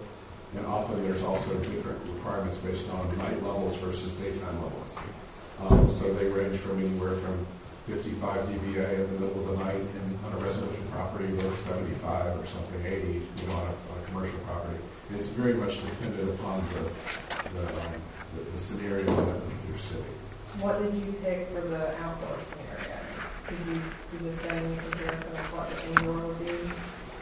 As far as So you picked you picked measurement level for the outdoor that you said would be acceptable? Using that same location or ordinance, what would be the acceptable indoor sound level? So the only way to know what that 45 dB maps to inside, for the listeners that are actually in the auditorium, is to know a lot about both the transmission on the outside that's affected by the weather and atmospheric conditions, but also the transmission of the building. So I don't know what it was inside. In fact, it didn't really matter to me prior to the... Yeah, I'm not asking about it. I'm sorry. I'm asking about outside. Okay. So if you were outside, so somebody called and said, hey, it's too loud, and you went to measure it outside, what would be, you picked a level for the outdoor service, what would be your indoor level? That would you define that would be acceptable in your expert opinion? If you chose one for the outdoor, what would be your indoor one? Well, so we did not choose the level for the outdoor, for the source. That was a level that the Five Stones set up their equipment, turned... Right, but your recommendation says, we recommend that no amplified sound exceed 70 dBA slow. Is that also what you're doing for the indoor service? For either service. Either service. Yes, ma'am. Okay. Sorry. So what we would recommend in any of these cases is that the community as a whole that sits on this property boundary, they don't know whether it's indoor or outdoor. They just know that you're not exceeding the limit that affects their living style. And so that was a recommendation based on the other numbers that we were able to find in the ordinances here already. The only one that I was able to read was based on construction noise. And so that was a number that apparently has been used here in the past. And so it's some objective number everyone's familiar with. As we've found here, during most of the indoor services, unless there's something that we're not aware of, it's almost inaudible at the property line. So they just need to be careful when they're outdoors, is basically the conclusion. So when you say we recommend that no amplified sound exceed 70 dBA slow, are you talking about their level or the level from the property line? The level of the property line from their sources. So if they were to set up an amplified sound system and place a person at the boundary, sort of monitoring that to make sure it doesn't get out of hand, that level meter should never exceed 70 dBA slow, in our at least estimated opinion here, so that we're not bothering the people on the other side there. So there's some recommendation on the 70 as measured through the closest property line from where the noise is emanating. Correct. And that's based on the fact that that would be the worst case scenario, whereas it would be practically impossible to have that entire property line covered. So go to the worst case scenario and make sure you're not bothering that person, and sort of apply that as a general whole to the rest of the property. And what equipment is used? Say the name of it again. They use a sound level meter. At the property line. And that's, in most of those, allowing the pick the weighting and the time factor. And so that's why the DBA, the A part is the weighting, so they would hit the switch and switch it to A. And the slow part is the time response. They would switch it to slow. And that's fairly universal for most of the meters that you might find that are within a couple $100. And this is something that is pretty easy to use and learn how to use effectively or correctly, I should say. No certification or anything required to do that. Correct. If you want to get to more advanced types of measurements that get logged and things like that, then you get into certifications and calibration continually.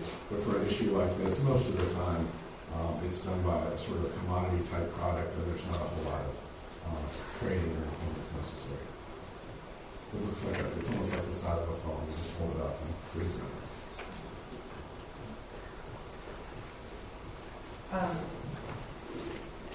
The noise ordinance does apply to churches and schools. We can't tell on the county but it does not exclude. It excludes noise of any bell or chime, but it does not exclude churches and schools. That's my reading through the proceeding here. Any further questions? Yes. Dr. Henderson, the The test took place, was it the end of November? Yes, sir. That's right. Does air temperature, air pressure, any of those factors go into the transmission of sound and the loudness of sound? It does to an extent, usually not over these shorter distances. Air temperature mostly affects just the speed of sound, which wouldn't affect these numbers. What typically does affect the high frequency transmission, which is like the kids on the playground type of measurement, is humidity. So the more humid, the louder those sounds are going to be, the more dry, the more repressed those are going to be. We did not log the humidity that particular day because that wasn't the issue we were there to find. And issues, for example, low frequency sound, which is the primary problem in this type of case, leading to the building, things like that, is almost not affected at all because those wavelengths are so long. So it does affect it. How much? It would be a tiny, tiny fraction of the number that we're actually looking after in this particular case.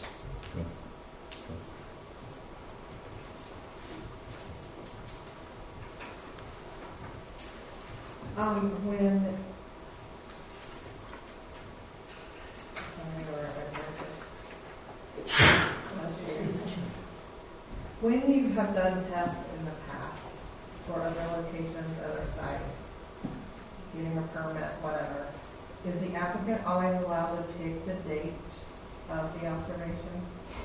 Usually for the consulting side, if we're brought in to solve a problem, that's a pre-negotiated thing. It usually depends on who hires us. If it is the opposing counsel, they'll pick the date. If it's the owner, they'll pick the date. In jurisdictions where this is a real problem continuously, they'll tend to have noise ordinance officers or somewhat trained officers in their law enforcement that will go out and do these analysis, and then they will hand you a report that says, hey, on this day at this time we got this number. OSHA does the same thing. And generally then that's handed to somebody like me, a acoustical consultant, that goes in and tries to figure out how to solve it. So usually that particular date is determined by whoever hires us. So you're never hired for like, I want to build my building and play. If the town wanted you to go in, you pick the day, or the applicant will pick the day? Whoever hires us and tells us when to show up. We don't typically get into the legality of when we're showing up. Okay. Now, we would recommend that, hey, if you've got a worst-case scenario and that's what you're being fought over, let's measure them with worst-case scenario, which is why we chose these particular conditions. Okay.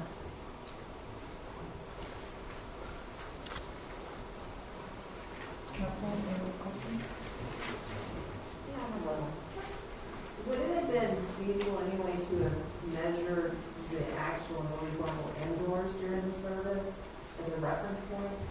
It could, and that would give, we could absolutely do that. It would give us an idea of how well the building is performing, but it wouldn't tell us anything about what's actually bothering neighbors. In cases where you have real issues, you start to look at the building envelope and things like that, but since we're so far, we can't even really measure the property line noise level effectively during that particular case. It really is sort of irrelevant as far as this particular analysis. But is it fair to say your measurement was taken at some noise level from inside that you do not know what that was? Correct, that's exactly right. And so even if it's typical, it doesn't mean there's not occasions when it's higher. Exactly. Or lower, right? Exactly. Now you would look at this particular number and say, okay, how much higher or lower could it have been? You know, we were there from the beginning and the beginning and end of the service, and we recorded the entire thing, and that analysis is during that period of time. You could hear in the particular recording, you could hear the kick drum from the band playing at certain times. So we know that there was music in various pieces, but it was fairly repressed and almost underneath the noise floor. But you're exactly right. We did not record inside because that wasn't the number we were after. Is this graph for both services? Or That was just one service. So this isn't for the indoor service? That was for the indoor service only. Just the indoor? The outdoor service was done based on a simulation, again, where they set up, played music at a level they reported to be accurate. So we didn't observe an actual outdoor service. We observed a simulated analog And that outdoor one, was it for a period of time, or is it just long enough to get a measure? It was long enough to get a measure. Otherwise, we would have dealt with things like the airplane and the cars, and we had a similar graph of the noise that was interrupting everything that we did. But same date, same time. Yes, sir.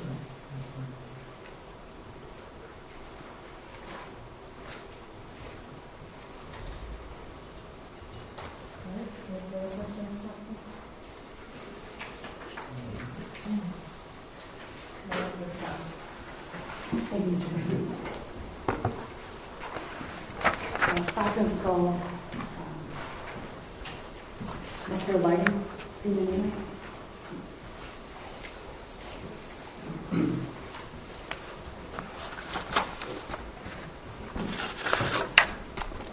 Do you swear that the evidence that you are about to give is the truth, the whole truth, and nothing but the truth, so help you God? I do.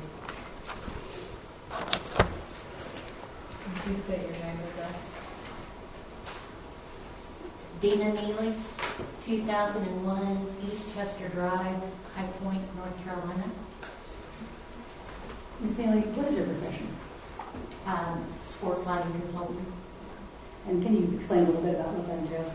Sure. So for the last 18 years, I have worked for Musco Sports Lighting in the capacity of both helping to plan, evaluate after the install, any elements between sports lighting out on ball fields, parking lots, NASCAR tracks, anything in that realm. And what's your educational experience that qualifies you to serve on these services? Again, for 18 years, I worked in the field in this capacity. And again, just to be clear, although you work for Musco Sports Lighting, your expertise is not limited to sports lighting. Is that correct? Let me show you what's been worked. Well, first, I'd like to submit Ms. Neely as an expert in the realm of lighting measurement and analysis. I'm sure if you know Exhibit 8. I'm going to ask if you recognize Exhibit 8. I do. And what is Exhibit 8? It's a recap of the lighting evaluation that I performed for the parking lot lighting at Five Stones. Can you summarize that for us? Sure. So on the evening of, actually November the 18th of last year, 2021, I performed a lighting test using a calibrated light meter. In our world, the light meters have to be calibrated every year. And so it's a Navalux 5032C light meter. And I was accompanied by Mr. Owen, and we walked the entire perimeter of the property line, other than through the pond, and took light readings, or got to the point where light readings measured 0, at which point it was not necessary to move further away from Five Stones because light depreciates as a square root the distance. And once it hits 0, it's not going to go back up until you start getting into someone's potential light on their back porch, a street light, that type of thing. And you've reviewed Wesley Chapel ordinance as it pertains to lighting. I have. Can you explain your findings with regard to the measurements that you took and how they apply to the ordinance? Sure thing. So I really looked at 3 different areas. The first was the amount of uplight emitted from a horizontal plane.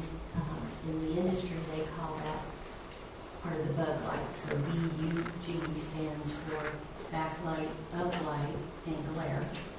And based on the information that was provided to me by Union Power Cooperative, who actually owns and operates the lights right now, the bug rating for uplight is 0, which means there is no uplight being emitted from those fixtures when installed correctly.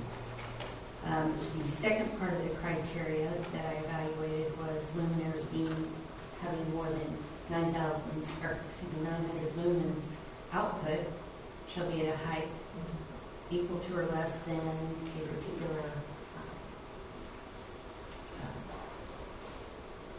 value of 3 feet plus the height divided by 3, or D is the distance in feet and to the nearest property line.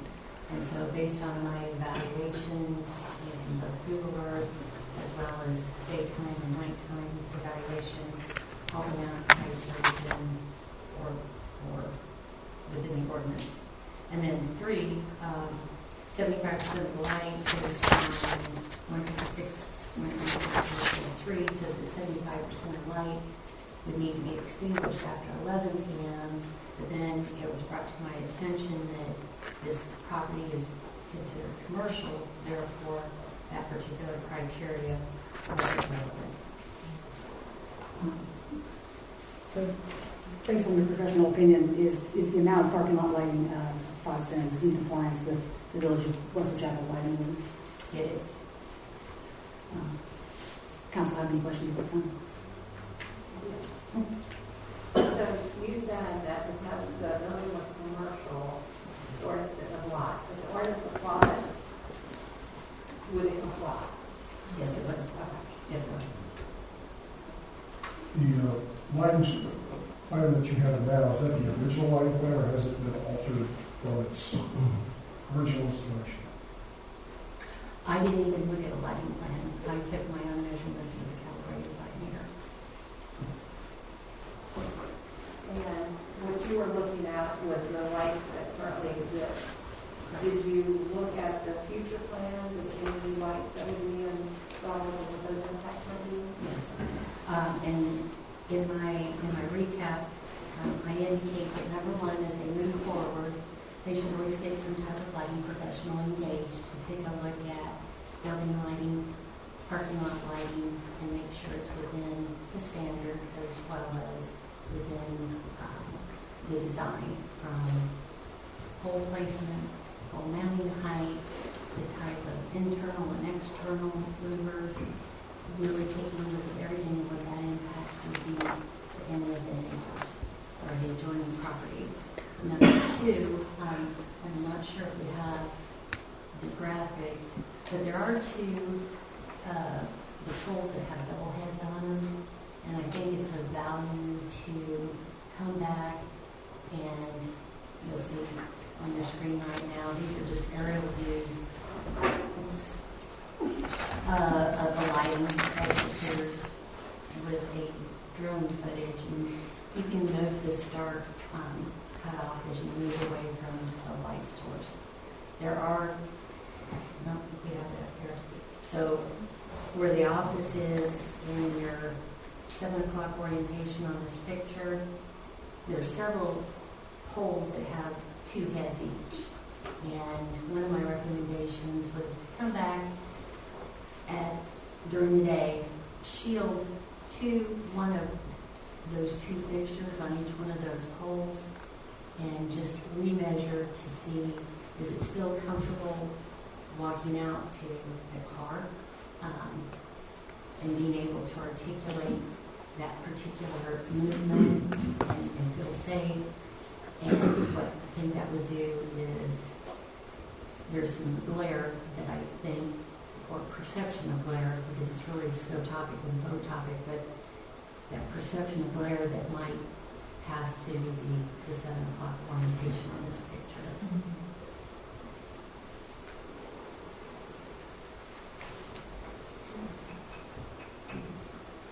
What are the light sources between 12 and 1, the 2 orange?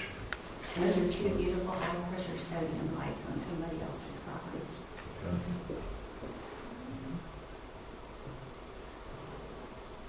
High pressure will always show up as orange.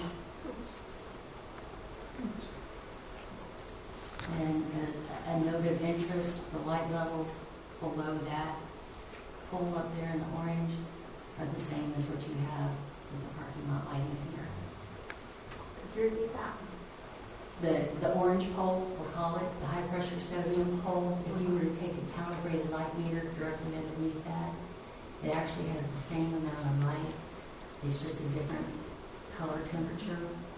You see scotopically and photopically, you see it more as orange, whereas with LED, you start to pick up the blue and it's a brighter, whiter perception of light. So, my question, how do you rate that?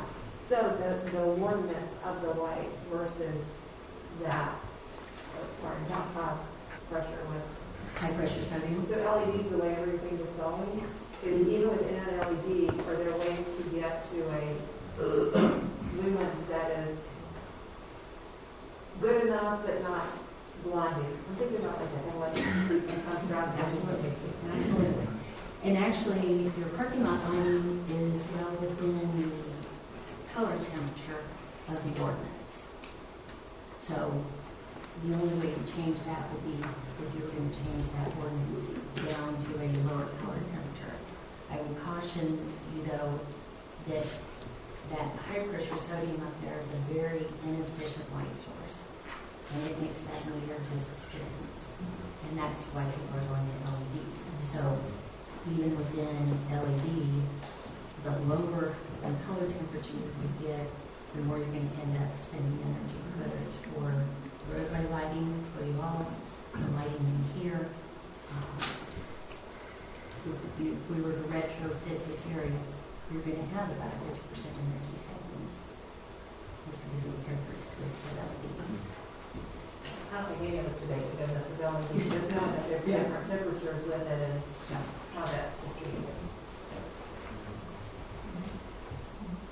When you talk about the dual heads, and you talk about a perception of a glare, what do you mean by that?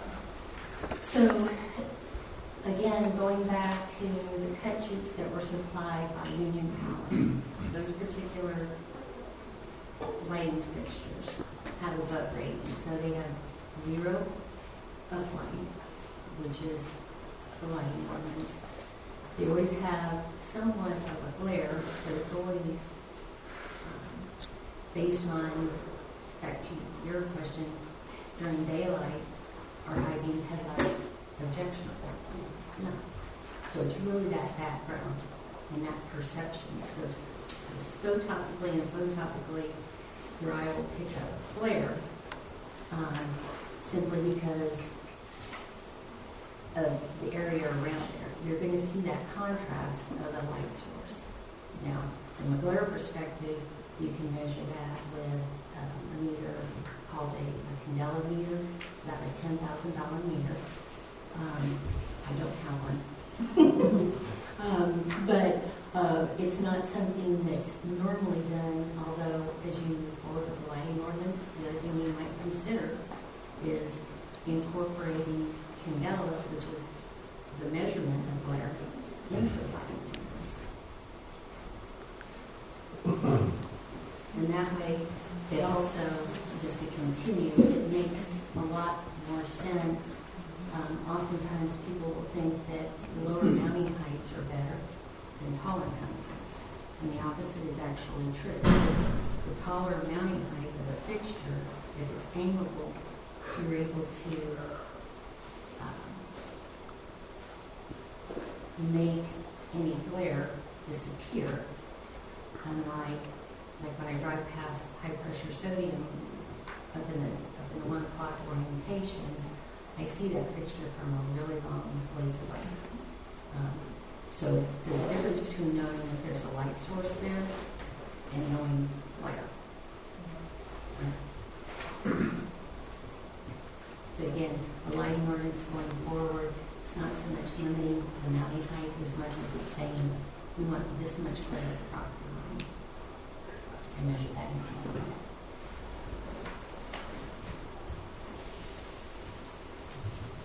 Ms. Mealy, is it your understanding that the light fixtures are controlled by Union Power?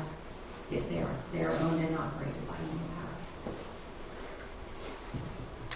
Does council have any further questions at this time, Ms. Mealy?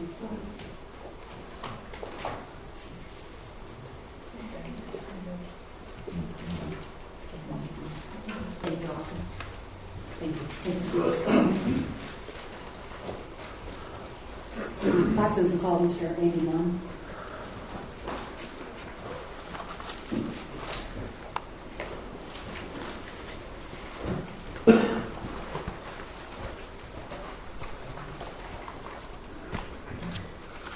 Do you swear that the evidence that you are about to give is the truth, the whole truth, and nothing but the truth, so help you God? Yes.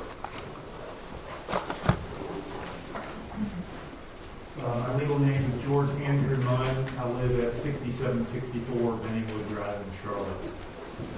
Mr. Munn, what is your profession? So I'm a commercial real estate appraiser.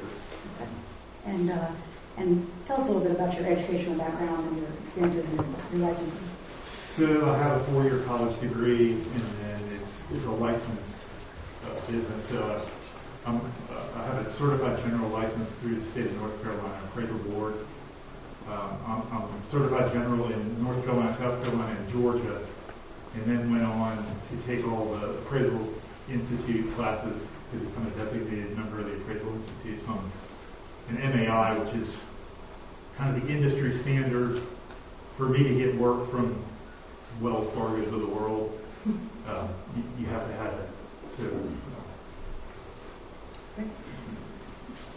Show you what's in Exhibit 9. Last is a summary of your qualifications we were just discussing.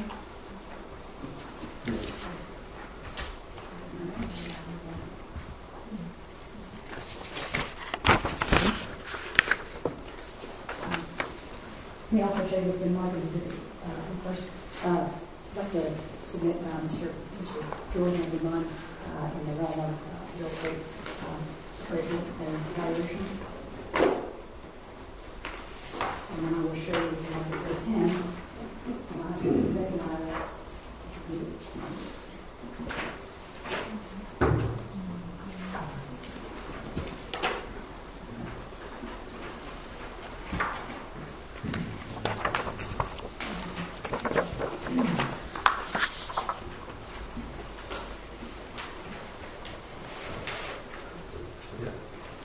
What is it, Mr. Munn? So my firm was engaged by some of the leadership of the church to provide an opinion letter regarding any potential impact of surrounding property values. And so what you're looking at is one of the letters that we provided to the church. Can you walk us through a little bit about? Yeah, so as an appraiser, we're typically engaged to provide values on the property to apply to the value. What we also do as other assignments are market studies, marketability studies, impact studies, and that type of thing. So when we were approached to write a letter, it's kind of a skinny version of an impact study or a market study. It's not an appraisal. We're not providing values on houses or anything. It's merely a data poll, similar to if they were going to build a solar farm beside your house, or they were going to build a Walmart with 24-hour lights beside your house. How do you determine if it's, how much of an impact or what kind of impact it would have? And so what you will see is we did it for a church campus. We also did it for a day school campus, where we identified neighborhoods on either side of the property, pulled price per square foot on the homes as proximate as we could get. I mean, it's primary research. You're ticking through the GIS system, double checking it against MLS. And so what you have is before and after snapshots of price per square foot of homes on either side of the church campus, which is off of US Highway 521, and then before and after price per square foot on either side of the day school campus, which is off of Newtown Road. And the data kind of speaks for itself. I'm not here to tell you what the values of the homes are, merely what the price per square foot of the sales were. And based on your analysis, Mr. Munn, what did you conclude? Yeah, I mean, so at the end of the letter,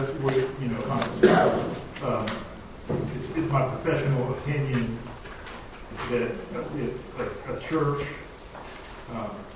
or a day school, it's not going to create a large impact to value, and it's not going to impact home value. You say not a large value, but no impact? I guess you don't know. I mean, I'm an appraiser. A lot of people think that I create value. I report the market. I don't make the market.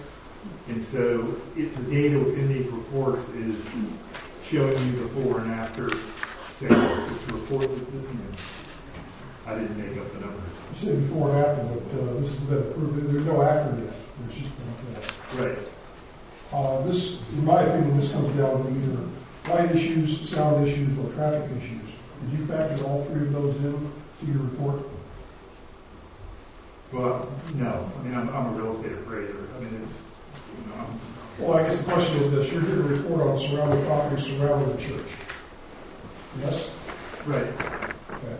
And in your assessment as a professional, from a real estate perspective on appraised values, you can take into account the sound, the light, or the traffic into those appraisals?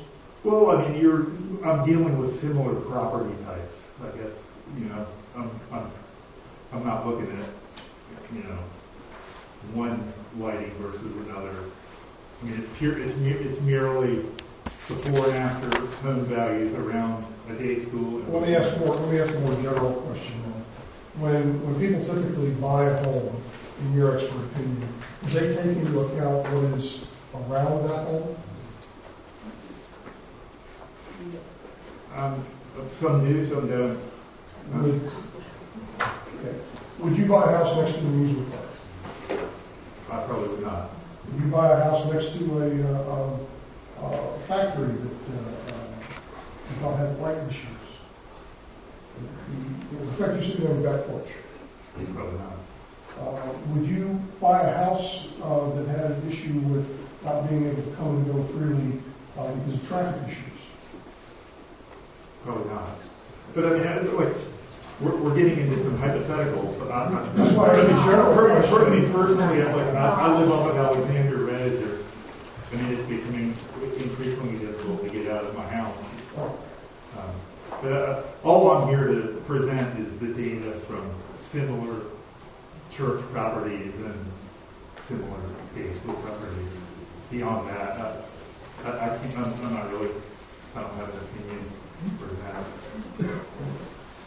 So how does the size of Sales Academy campus compare to the size of the proposed Five Stones campus? I believe the Sales Academy is 35,000 square feet. I'm not sure the size of the school building.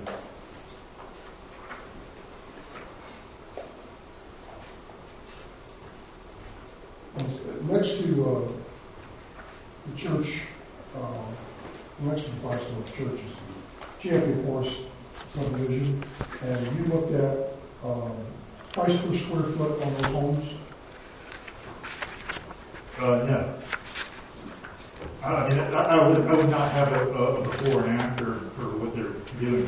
I pulled before and after around the Elevation campus on 521, the church campus that was built in 2016, and then I pulled before and after around the Sales Basis, which was built in 2018.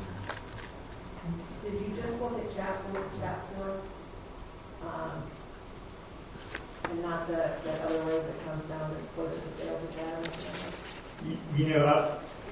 It gets treated like I had to identify subdivisions where there were enough sales to present any type of data. So these were the two neighborhoods of size on either side. And I just as an extra bit of data, if you go to page 12 of this report.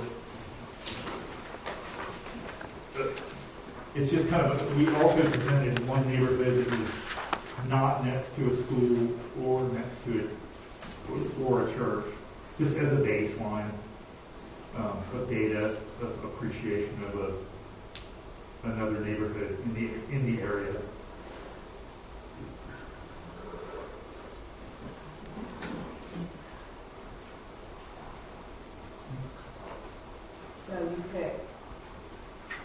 Wedding Trade.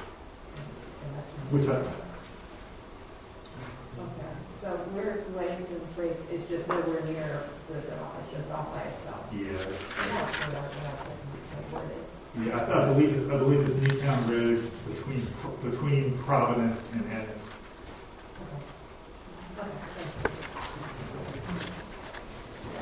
Mr. Mon, would you agree that the methodology and analysis of the improvement are consistent with industry standards? That's industry standards for an impact study or marketability study.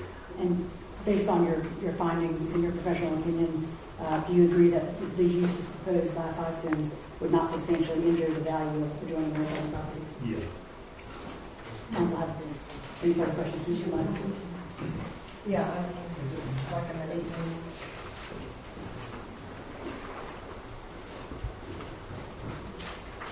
So just to make sure I understand, are you claiming that any increase of a sale price per square foot is because they're located close to the school? No. It's just data before and after the construction of a school and construction of a church. I mean, the data is what it is. It's not an appraisal. I mean, I'm not telling you where the home values are going to be after a day school or a church is expanded on this property. And you looked at recent sales, or did you look at sales, the only sales that you had after? Yeah, I mean, I had to identify, I tried to identify a day school that was built recently. Right. And Sales Academy was the most reasonable one that I could find. And it was built in 2018, so I had to go back before 2018 to find before sales and after 2018. Yeah, because the people I'm looking at on page 8, all the dates are 2021. So were there only those 5 properties sold, or did you just limit it to? I tried to find the most approximate to the property. So I think there's a map.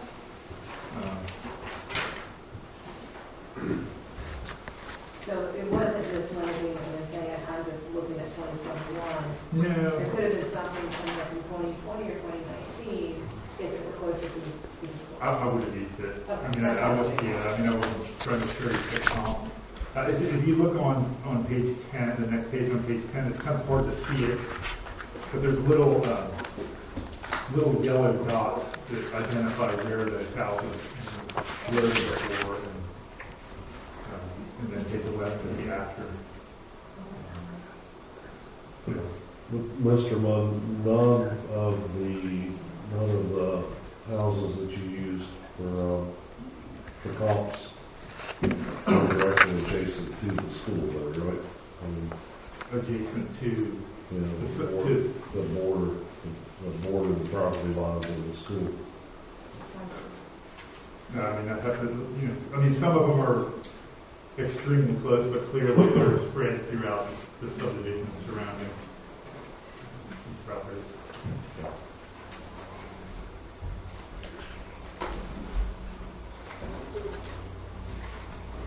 And just as a reference, I don't know if you can pay you back from the council statistics. I know that the housing market has been really hot in the last year or so in the area.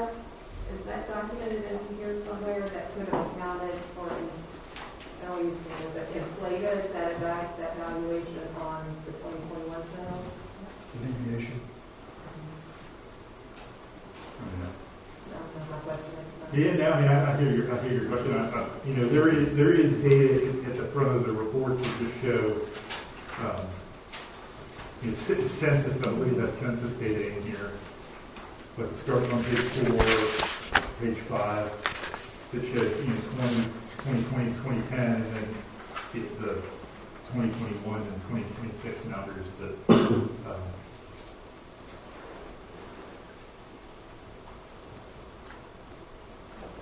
I don't know how you would really quantify. I guess you could break it down year by year to see the appreciation year by year. I think all this is really presenting is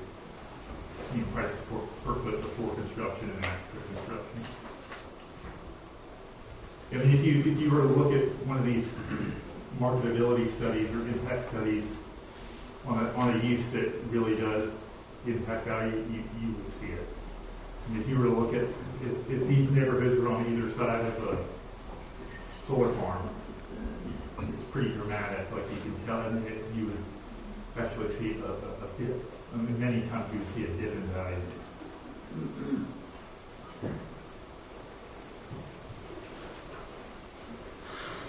And just as an aside, and we all know it, but still, I mean, a lot of times these churches and day schools are built in residential. I mean, they're approved in residential areas. I mean, it's part of the zoning code in a lot of municipalities. It's not an uncommon use to have a church or a day school constructed in residential areas.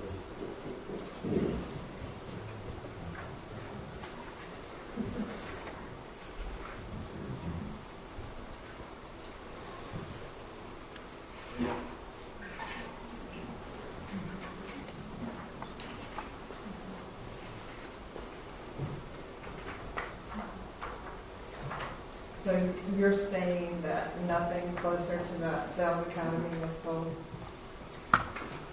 Which page are you looking at? I mean, really anything. So in the last, you go back to. So if you look on page 11, page 11 shows a map of the after sales. Right, so nothing closer to that was sold, has sold than. Well, almost the closest property within Weddington Chase. I don't know which street number that is, but I mean, there are two right up there at the top left corner of the Weddington Chase that are almost right across the street from Dales Academy. Right, but no houses here have sold, like directly in there. Well, yeah, no, but I mean, those aren't subdivisions where I would have been able to find 5 or more. I was trying to find subdivisions where I could find 5 or more sales before and 5 or more sales after. I would still be interested to see if any of them neighboring sold, and if there was, whether it's one property or 5, to see if there was an impact.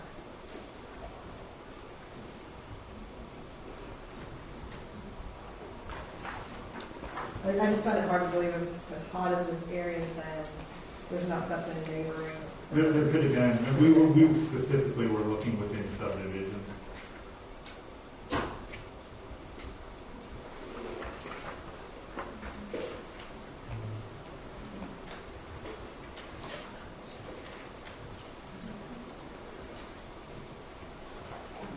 Councilor, any further questions? Yes, ma'am, just a minute.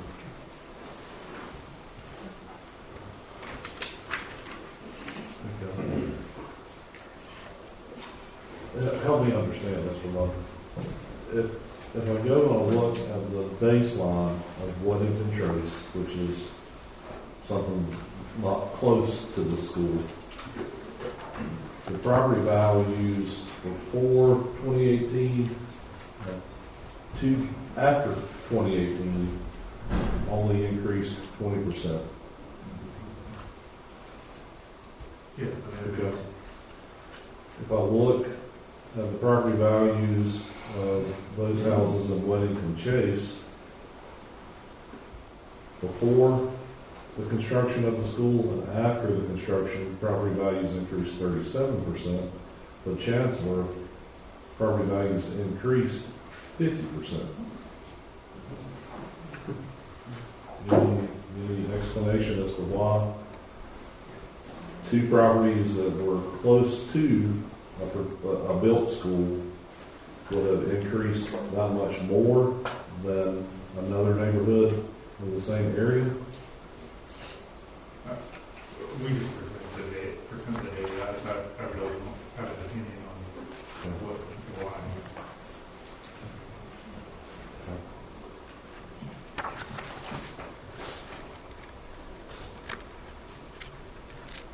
Any other questions?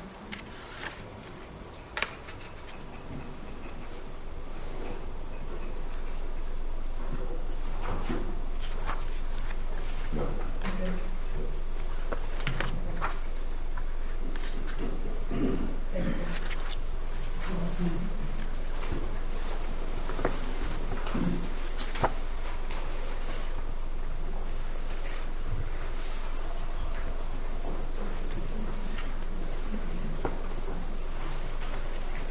put 90 minutes on the agenda, so we've got 30 more.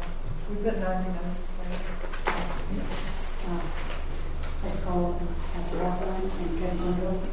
The applicant.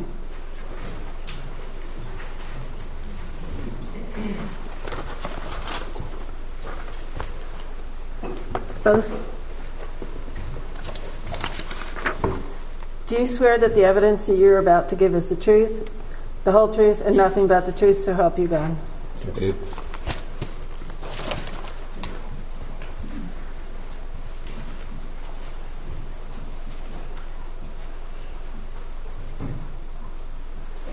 Would y'all say your name and address for the record, please? Kevin Somerville, 6530 Buggywood Lane in Waxhaw. Mr. Evans? Ralph Owen, 6310 Pleasant Grove Road.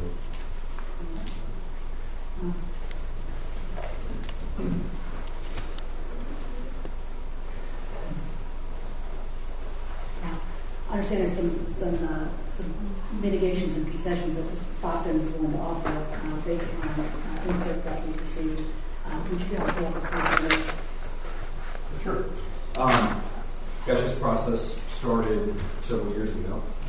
It's taken a long time to get here. Part of that journey is us collecting invaluable feedback from a number of different sources, from direct one-on-one conversations with immediate surrounding property owners, to public meetings that we held at our community campus, to several public meetings that are here in the town. So we started that journey before we came forward with any public information, but having one-on-one conversations with the immediately surrounding property owners to try to incorporate what their observations were as it related to an expansion of our community campus. And there was a handful of things that we've heard, nothing that has not been already communicated. Questions around lighting, questions around sound, questions around traffic. And so those were largely the feedback that we had received. And so from the initial version of our community master plan that we started to engage with neighbors, and we collected some of that information that embarked us into some of the studies that you've heard through tonight, but that's also allowed us to incorporate some specific designs on our campus that weren't originally there. And so those would be on the eastern boundary where there was a concern over some privacy. We've offered to install a fence along a portion of that boundary.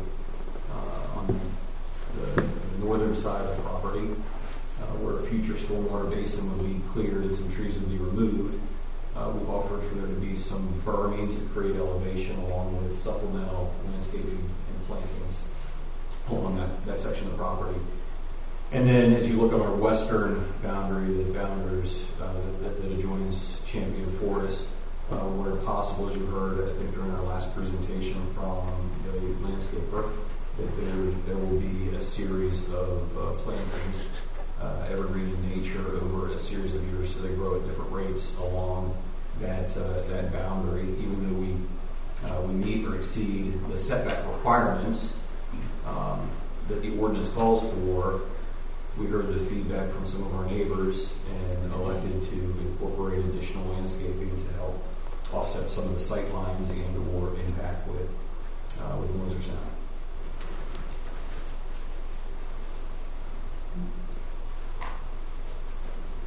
And with regard to the maximum capacity that Fox Ends is blessing with regard to this special use permit, can you speak to those numbers and any limitations that are known? Yes.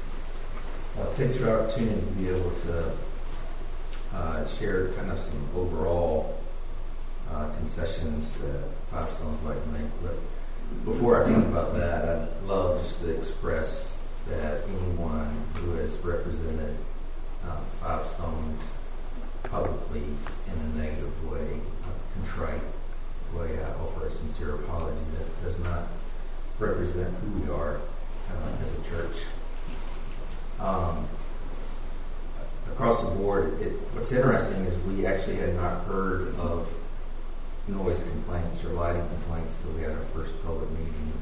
And immediately, Five Stones bought devices, and we actually inquired in Wesley Chapel if there had been any complaints that we were unaware of. And so we actually bought both lighting and sound measurement devices. We engaged with Boone Power, and we began self-monitoring the things that we were doing from indoor events to outdoor events, and we actually collected the data. We continued to collect data from our outdoor events. And so, realizing this is quasi-judicial, we knew that we had to hire the experts to actually provide that information. So we've been self-monitoring, and so we make the commitment that any of our outdoor events, we would continue to monitor those. And we've been below that recommendation that WAVE provided tonight. And we would also limit that time frame of when we would do outdoor events. So we would not exceed that 70 decibels. We've yet to meet that 70 decibels, but our intention would be to never exceed that at any of our property lines, even as we potentially look at expanding, that would play true around the entire property. Also, once we officially open the walking trails, we would post signs at the trailheads stating that there's a limited use from sunrise to sunset, and then any dogs that are walking the trail, they are to remain leashed. And then we will also make sure that the trail is adequately marked so people do not wander off the trail and accidentally enter somebody else's property. We also continue to work with Union Power. We've been trying to work on an agreement where they would actually give us control of the lights. But we do accept Musco's recommendation to consider looking at some of those double head fixtures to see if any of those can be eliminated. And then if given control of the lighting by Union Power, we feel like there's some of those fixtures that late hours that we could actually turn those off. Again, given permission by Union Power to obtain control of those. Five Stones originally requested a population of 800 students for a K-12 school. We come offering to reduce that head count to 650 students. And originally, Five Stones was seeking a number of 380 preschool for stepping stones. And we would like to reduce that number to 280.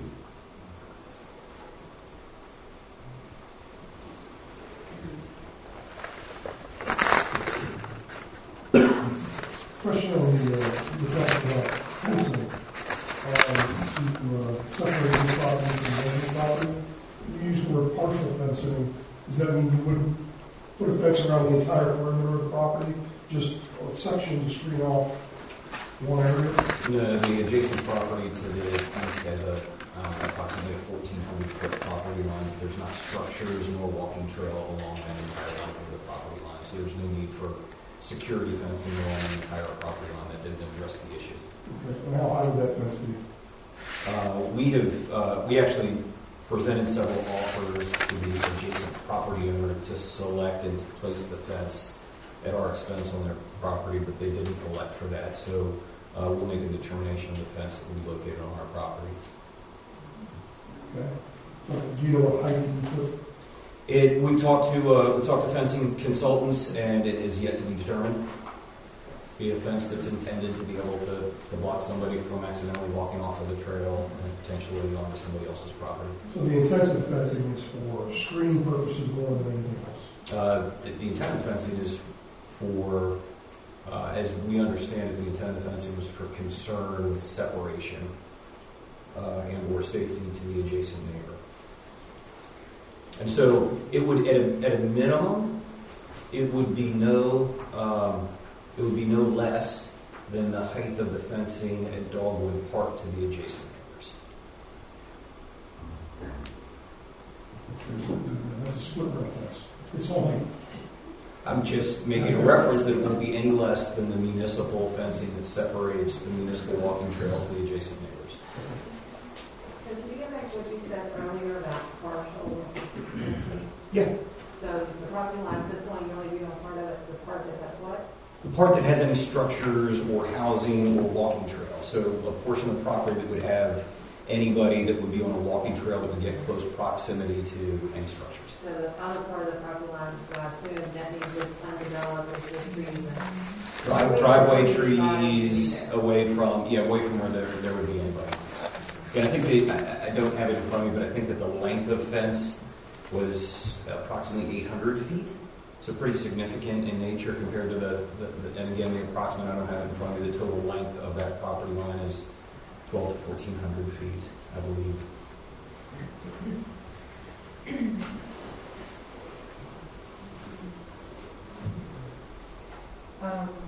Ralph, you mentioned limiting the time frame of noise.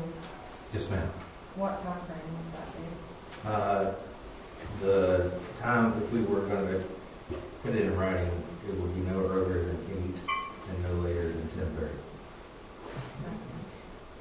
And to put it in context, we're not proposing or subjecting a limited number of outdoor opportunities, but last year we had 4 or 5, and the latest that it went was about 8:30 or 8:45.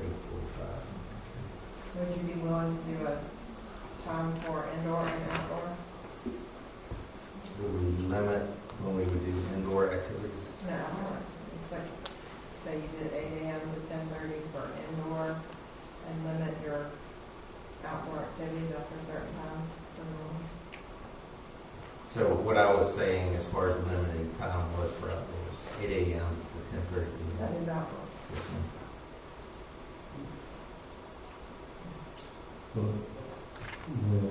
4 or 5 outdoor activities that you had this year, were they all on Sundays? They were on, we did Christmas Eve, which would have been a Friday evening. That began at 6, and we were done and out of there by 8:30. We actually ended the event at 8. A couple of events, two of those events were on a Saturday evening, and the rest were on Sunday night. So when we're talking about the noise, forgive me for thinking about it this way, but I think about the church and I think about the schools and stepping stones, right? But like those 3 entities or purposes, if you will. So when you're talking about limiting the noise in these areas, it's for church, stepping stones, and schools. Anything that occurs on the property, you're looking to limit to these hours, or is this just related to church services?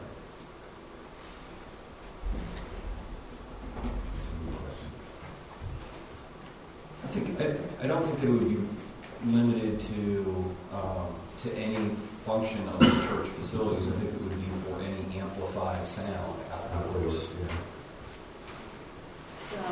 So anything that had amplified sound outdoors would take place within those time parameters. And you're talking, you put a qualification in there with amplified sound. And I know this was looked at, but we also heard that high frequencies, such as children make, are another thing, right? And so, in regards to events where you would have a large group of children or the entire student body outdoors for some period of time being kids, is that something that happens today?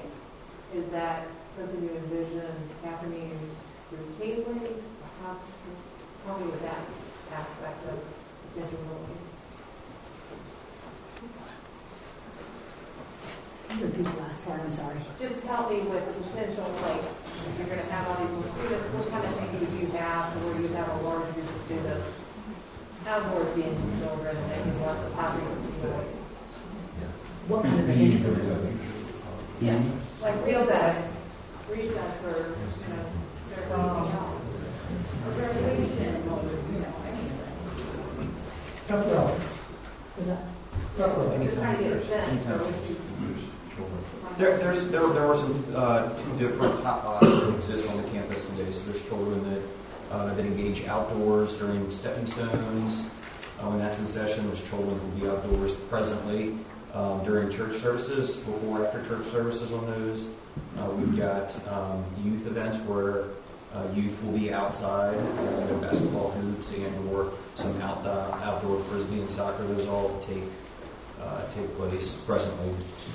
And so when we talk about the youth events, and so it's great, the youth have a place to go and things to do, but then they come out there and they bring their own boom boxes and other things.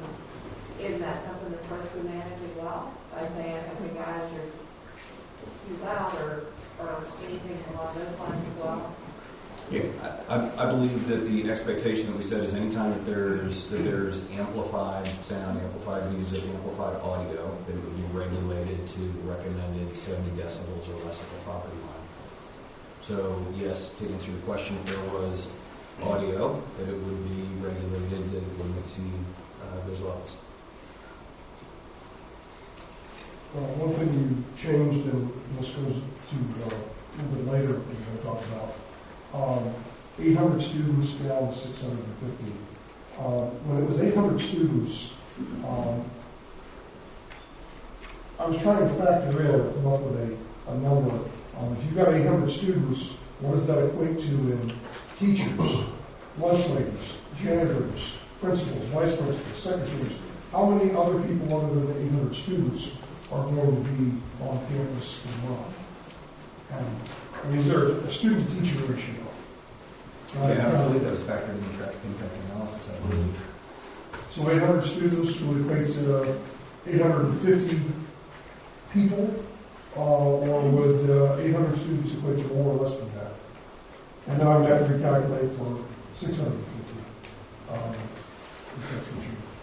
I don't want to put you on the spot, and I know you don't have a calculator in front of you, but do you have an idea of how many students, excuse me, how many teachers there would be for 800 students? That's another your question relating to the impact of traffic for. I just want to know if we're talking about 800 students, the good gentleman from traffic analysis, did you factor in 800 students, or did you factor in 800 students plus teachers, plus janitors, plus lunch ladies, and principals, and all the other stuff that you have to have when we go to school? Yes.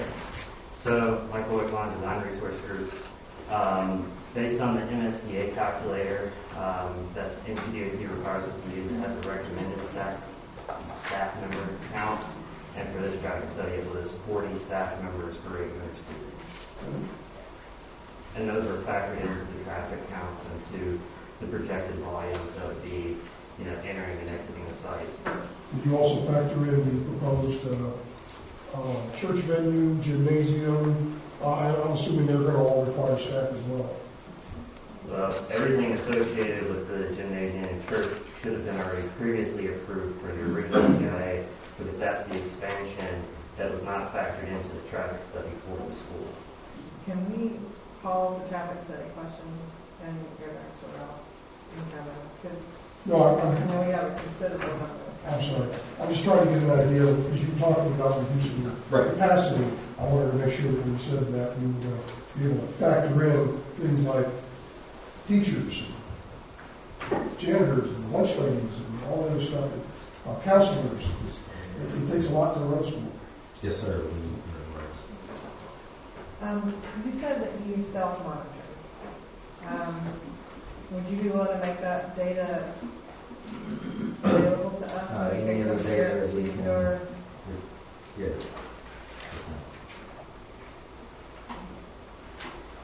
And can we get a map of the trail without, I know it's in the traffic analysis, but there are a lot of trees around it, so I can't see where it actually is on the property. We currently do not have a survey of the trail. We could probably draw a close proximity. If the question is generally where does the trail go, but yeah, to Ralph's point, it's not surveyed. And it's on some of the drawings.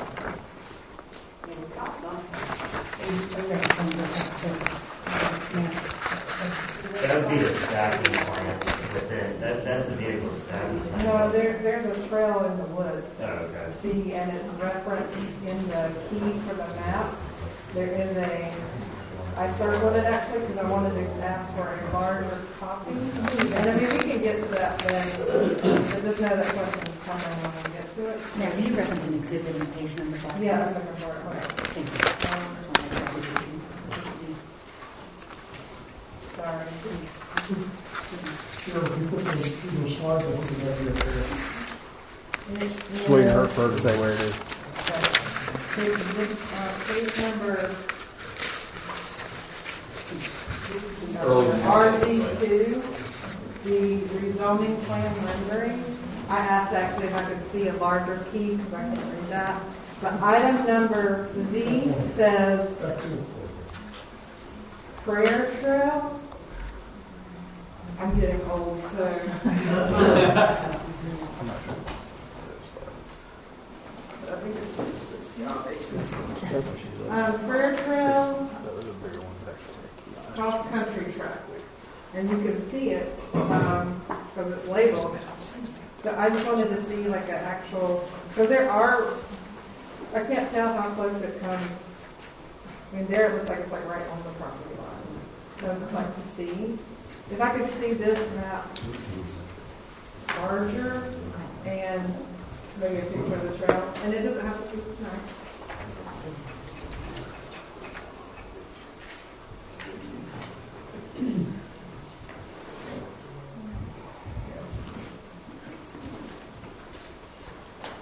You can get that to us, that'd be great.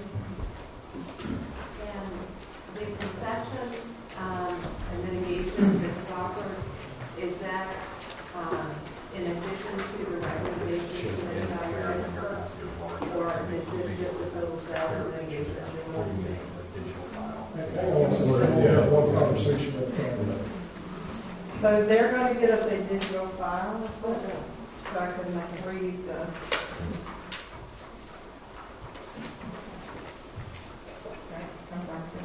I was just asking, so we heard from your experts about other recommendations and things we could do.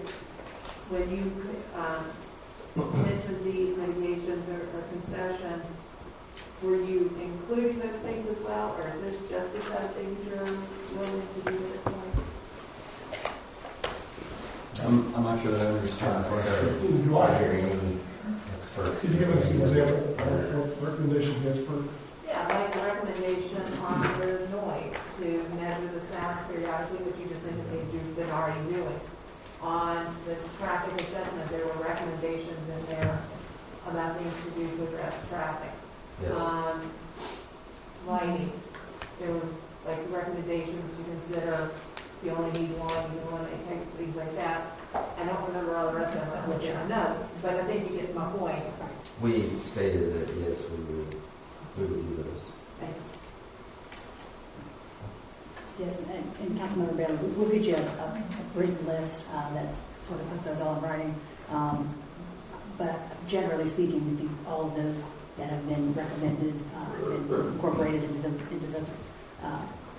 conditions that 5 citizens want to submit. That answer your question? Yeah, absolutely. Refresh my memory again. How many people do you generally have worship on Sundays? And how many people do you currently have in Stepping Stones program?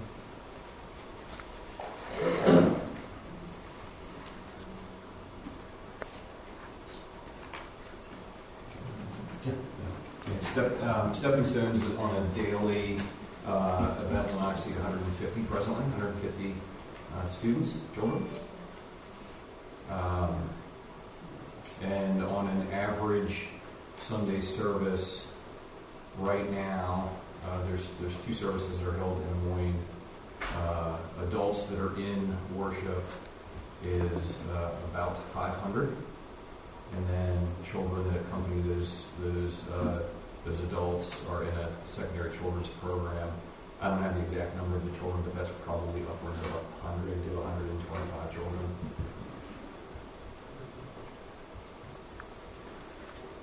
Is that for service or? No, that's combined. And those numbers increase. Those numbers are lower than the average attendance pre-COVID. And then navigating through COVID, there's been a journey, so we've continued over time over the last 6 months, continued to see those trend up, which we would expect going into the future. And prior to COVID, any ideas what the Prior to COVID, on an average Sunday service, children and adults, there was about 1,000. 1,000 Total, children and adults combined.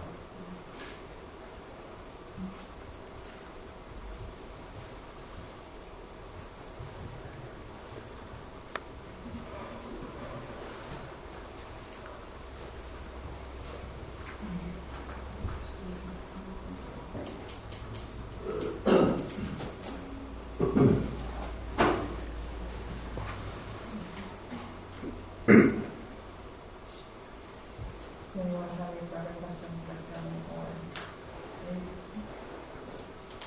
No, it's not. Thank you. I'd like to note briefly for the record, Mr. Sistrunk and Mr. Henson and I have agreed to submit the ordinance as part of the record just to have it in there. But I don't have to hand you all a copy and kill those trees. And also, I would like the opportunity to review the drop box materials that were sent today in the event that we have any objection. I don't anticipate that, but just want to say that for the record and be able to speak to that next time we all meet. Also, just to make clear, and you may have done this and I missed it, but you want to just, all the exhibits you submitted, you just want to say that they're part of the record, Sure. Move that they're part of the record? Yeah, yes, all the exhibits that we submitted, we'd like to move those to be part of the record. What about the presentation? And also, the first night? thank you, Councilmember. Yes, the presentation from the first evening and then as well as tonight, we'd also like to submit that as part of the record as well. Do we have it anywhere? We have sent a hard, I believe, We got the first half of the presentation. Right, we'll send After you the all a last copy of this, certainly, at the conclusion of this hearing.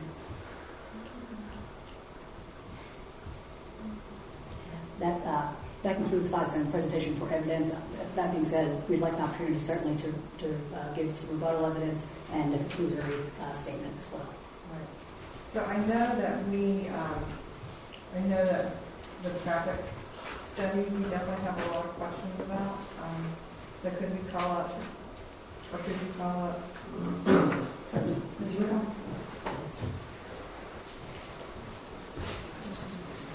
So I think we just kind of want to go and start at the beginning and work our way through. Okay. That's okay.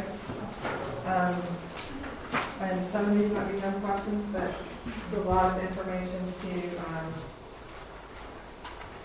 absorb. So anybody have something before we start with page 1? I was just asked in general, the appendix looked like it was in that set of Dropbox files. Was that the case? Or I'm sorry, what was the question? Appendix for this? It says appendix, but there's not. Yes. So there are also, yeah. The appendix to it is in there. And if you don't have it, we can submit it, but just as a general, the appendix is really just very technical printouts from the documentation that we provide. It also has the approved scope that was agreed to by Wesley Chapel and CDOT. It's got signal timing, signal plans, existing raw data, traffic counts, as well as printouts from the simulation software that we used. And I guess it's probably somewhere between 200 and 300 pages of just data, but we can get that to you if you don't have it already. So just to refresh our memory, when you say feet in a traffic study, like 200 feet per storage, how many feet per car? Like the typical assumption is with the vehicle's length as well as the space in between is that it's about 25 feet per vehicle. So 200 feet would net you 8 vehicles, give or take. You probably can squeeze in 1 or 2 more with the taper length because the lane isn't just full width to start, it tapers out. So typically you can get a couple more vehicles in that taper length as well. With minimum taper length around 100 feet. And when you say geometric recommendations, so the sentence says for phase 2, geometric recommendations should be evaluated as possible spot utility improvements at the following site. So what is a geometric, is that like the shape? And Yes. So I'll clarify, page 1 was produced by NCDOT, by MSTA, NCDOT, is signed by the state traffic engineer. This is their memo that's just giving their final funding to this. This is just a clarification. It's not necessarily my memo. The geometric recommendations are what we would call road improvements in simple terms. You know, turn lanes, widening, traffic signals, those sorts of things. That's what we would consider geometric recommendations. Again, you're referencing Exhibit 4, the TIA, is that correct? No. Yes. Just for reference. Thank you.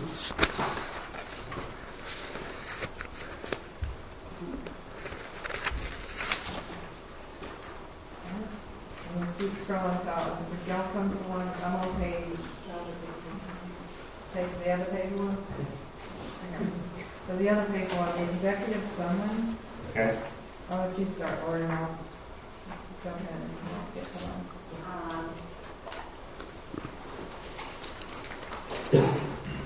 Yeah, on the traffic study, it mentions in here that this was with an enrollment of 200 students, 25 staff. But you didn't mention the stepping stones students and staff. Is that because you were doing this study just to look at a particular time of day and stepping stones is a different time of day? That's correct. Yeah, so stepping stones is not included as a part of this traffic study because it falls outside of the typical AM, PM peak. And at the time, even currently, with it being 150 students at stepping stones in an off-peak time period, the impact is likely to not be as high as what 200 students would be during the typical AM, PM school peaks. So from a conservability standpoint, what NCDOT required us to study, we brought up the stepping stones to them, and they said that since our student enrollment count was going to exceed the stepping stones, and coupled with the fact that stepping stones was outside the typical school or AM, PM peak, then it was not required to be studied because any improvements that would be made as a part of this traffic study should be sufficient to handle less students in a daycare or anything in that case. So let me make sure I understand. Stepping stones is not included in the TIA at all. Correct. Because of the timing. Yes.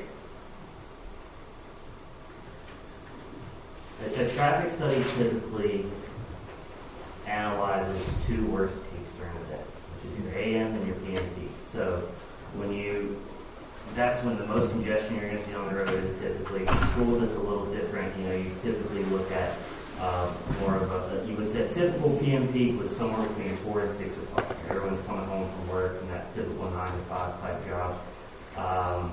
Schools are a little bit earlier than that on the usual case, and it's usually depending on the bell schedule, somewhere between 2 to 4. Sometimes a little earlier than that, depending on the specific case. And that's where this would be analyzed in terms of what we looked at. So what's the AM peak hours? The AM peak hours are typically 7 to 9. So the traffic counts that we had were 7 to 9 and 4 to 6. And what we did is we take the highest amount of traffic in any one given hour. So pretty much the worst hour out of that 2-hour period, and that's what we use as our baseline for analysis. That's where we start with the existing counts. Those get grown by the growth rate over however many years to the build-out year, which is 2022, 2024. It gets tacked on, it's compounded, and that just sets your baseline. We add the traffic that's anticipated from the MSTA calculator from the school based on an average distribution split. I think for this case, we assumed about a 50-50 split based on where it was in existing traffic patterns. And then we tack that on and see what the impact from the school is at the intersections. And that's how we come up with mitigation standpoints. That's the information that NCDOT looks at is they look at that future no build with existing traffic and growth, the build with all of that same traffic plus the school, and they look at the impact or the change. How high does that make it? And then what is the mitigation parameters to get that at least back as good as the no build without it, or better. And that's the requirement for a traffic study, and generally the whole purpose, and is trying to find that impact so that the school or the development in question doesn't have a negative or an adverse impact to the existing roadways.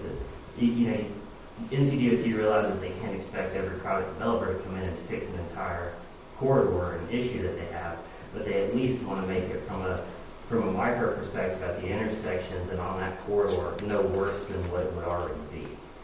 So that's where the recommendations that were approved on that page 1 memo, that's where those came from NCDOT, was in order to minimize the impact specific to this development. The underlying portion says that the study only analyzes the impacts of the proposed school as noted above, as the other aspects of the church's expansion have previously been studied under a separate TIA for which improvements have already been provided. Shame on me, but what improvements were required and were they all completed?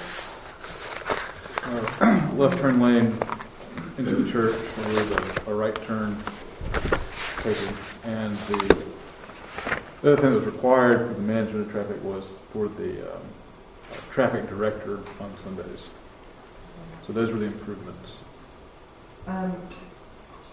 Do we have the traffic director? Do we have those records? I know we've asked for them in the past. We have. I have not asked or received for anything like that in a while. And I think we asked for them a lot. I mean, that might be a separate conversation, but we did ask for the traffic director history.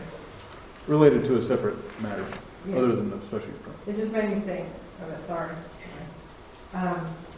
So the required things were the left turn lane, the right taper lane, and having somebody to direct traffic. Those were identified as improvements required in the 2014 TIA. Okay, the 2014. That were then incorporated into the special use permit for the original approval of the church. I just want to make sure I have my history correct in my mind. So for the 2014 TIA. Okay, thank you. Do you have any other questions?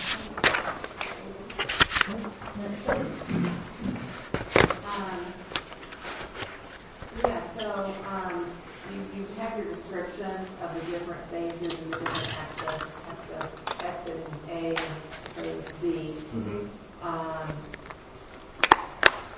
And somewhere else in the document, there's a reference to these. Now, are these being built where they will be utilized in this manner all the time, or only during school days or at school times? So I can't speak to the everyday church operations or off-school peaks. From the traffic management plan that's included, what we're assuming, I think the way it looks is it could be an enter and exit based off of the site plan, unless the church is intending to do something different. But during the school peak, it will be a part of the traffic management plan that is provided to the parents upon pickup and drop-off, that their instructions are to enter in the southern driveway, circulate around the campus, and exit at the north. And then just plan north. Even though it may be built that you could go the opposite, it will be managed through communications with parents. Correct. For this 24/4. Because effectively all flow on the campus during the pickup drop-off needs to be one way in order to maximize the stacking length so that the goal is to never have any type of backup felt on Cuthbertson due to stacking school traffic. And speaking of stacking traffic at the bottom, in the bold, the time demand on stacked is just a hair under the total. So the 4,679 for the on-site stacking, and then the high demand stack is 4,659 feet. And you're on page 2. Thank you. In your experience with schools, what is it that can drive that demand such that they would exceed that? Something where school, for some reason, has to have an early dismissal, parents are not going to pick up their kids, everyone's getting there at the same time. That's what NCDOT classifies as a high demand school. It's not typical. You've got the study right in front of you. It's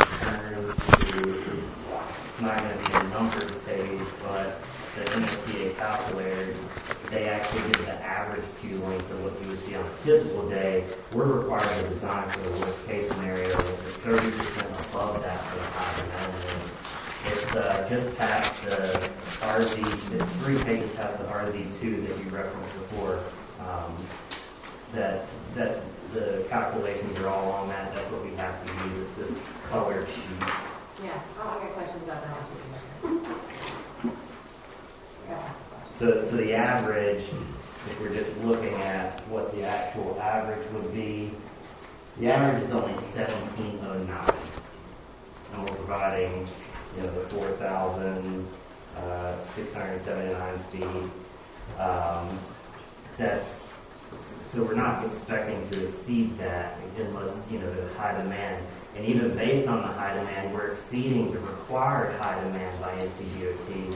What's in bold is what was observed in our simulation files that we put together and code and ran. So it still came in under. Those really tend to go on a very conservative note. But even so, we're far exceeding NCDOT's requirement for high demand staffing. We were just reporting what we actually witnessed in our analysis files. So this colorful chart that you have, which doesn't have a number, but it's the colorful chart. Thank you. There's part that says MSTA school cube input, type urban charter and the next population. So are these white blocks the data you enter and everything else is output of the calculator? Yes, that's correct. The only thing that we enter into this is we enter student population, staff members, and staff members are generated. If you see how in between where it says number of buses, where if you leave it blank, it gives you what the anticipated would be. So like, for example, I don't know which one you're looking at. There's a few of those in this document. If you're looking at the first one, is it 200 or so? Actually, 200. Okay. So the number of buses is empty. There's a little 3 below it. That's an auto-populate that would be the assumed amount of buses for that. We do not have any buses as far as for this case. So when the staff member's number was blank, 25 was the suggested amount, which is why it's in there. So if you put it in there, it kind of goes away. It doesn't necessarily calculate. So yeah, the only thing we input at this point is in that very, the first row, or that first column, or first little chart, and then everything else is calculated and is provided by NCDOT. So it's just, we take those numbers in and we report everything else, and that's what we use for the basis of the chart. So thank you. In case there are any other questions about that.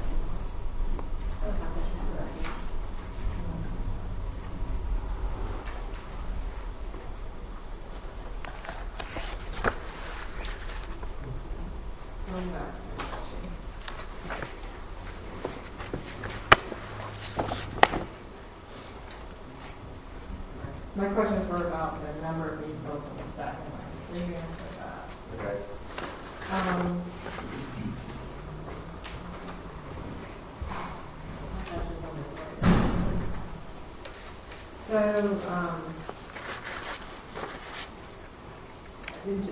Just for my brain, so we're staggered, on the bottom of page 3, if we stagger students for separate bell schedules for arrival and dismissal, the 2 options for acceptable bell schedules are 7:15 a.m. to 2:15 p.m., 7:45 to 2:45, or 7:30 to 2:30 and 8:30 to 3:30.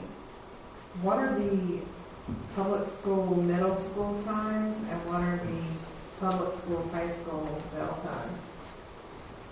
So I don't have those right offhand. This was something that was discussed specifically with MSDA on the phone, MSDA, NCDOT we pulled them up at that time, and that's where the determination came from. The determination for the bell schedules was what NCDOT ultimately said, this is what we want to see at a minimum, and that's how we narrowed it down. So I want to say, I don't know if one of them, I really don't have anything but a guess at this point. I know one of them was around 8 and one of them was around 9, was the only difference that I do, but I don't know the exact time. So DOT took that into consideration? Yes. We had multiple, when they came up with that? yes, we had multiple meetings with that. They were actually the entity to suggest staggering, because initially, in one of the previous iterations of the traffic study, we analyzed all 800 students at one time. We were having significant traffic impacts at that point of trying to get something that was a feasible solution for Cuthbertson. DOT came back with the recommendation of what they wanted to see as an alternative was to stagger the bell schedule down to 400 students in 2 separate bell schedules. And then we went through that, came up with a workable solution, showed mitigation that NCDOT agreed to, and then we had a meeting to discuss what an acceptable bell schedule would look like for that, because we knew that was going to be a challenge of coordinating between, there's multiple schools and trying to fit in 2 more bell schedules within the 2 schools that are existing. And so we spent the time looking through it and came up, and this was what was agreed to by NCDOT. And the neighborhoods around the Flagstone's campus, what elementary school are they going for? Because I know elementary school starts at 7:30, so elementary school traffic will impact these bell times. And was that factored in? If it was factored in, it would have been factored into the existing counts. The peak hour, I don't know if I have that exact number, but again, the traffic counts were taken between 7 and 9. So whatever that highest period was, the single highest hour is what we used. So it would have been factored into that in addition to the compounded growth rate that we used. Is it possible to find out which single highest hour it was? 7 to 8 or 8 to 9? I can find that out for you. I'm not sure I have it specifically listed here in the traffic study. I know that I do have that information. It will be in the appendix. Okay. So it is in the appendix in the count sheet that's on the summary that is provided by our county supplement. It does right at the top with the calculations.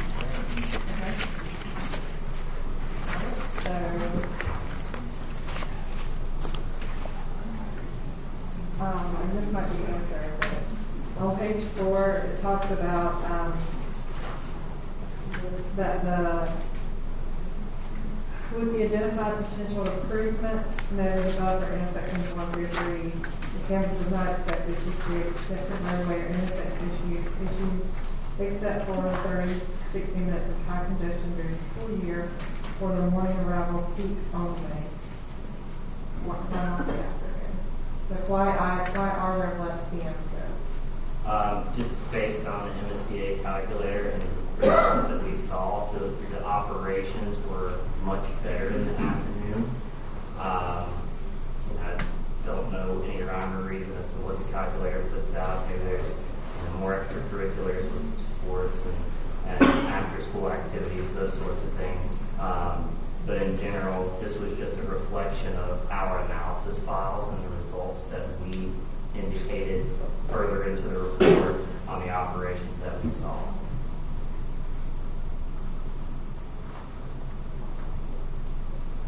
Okay, so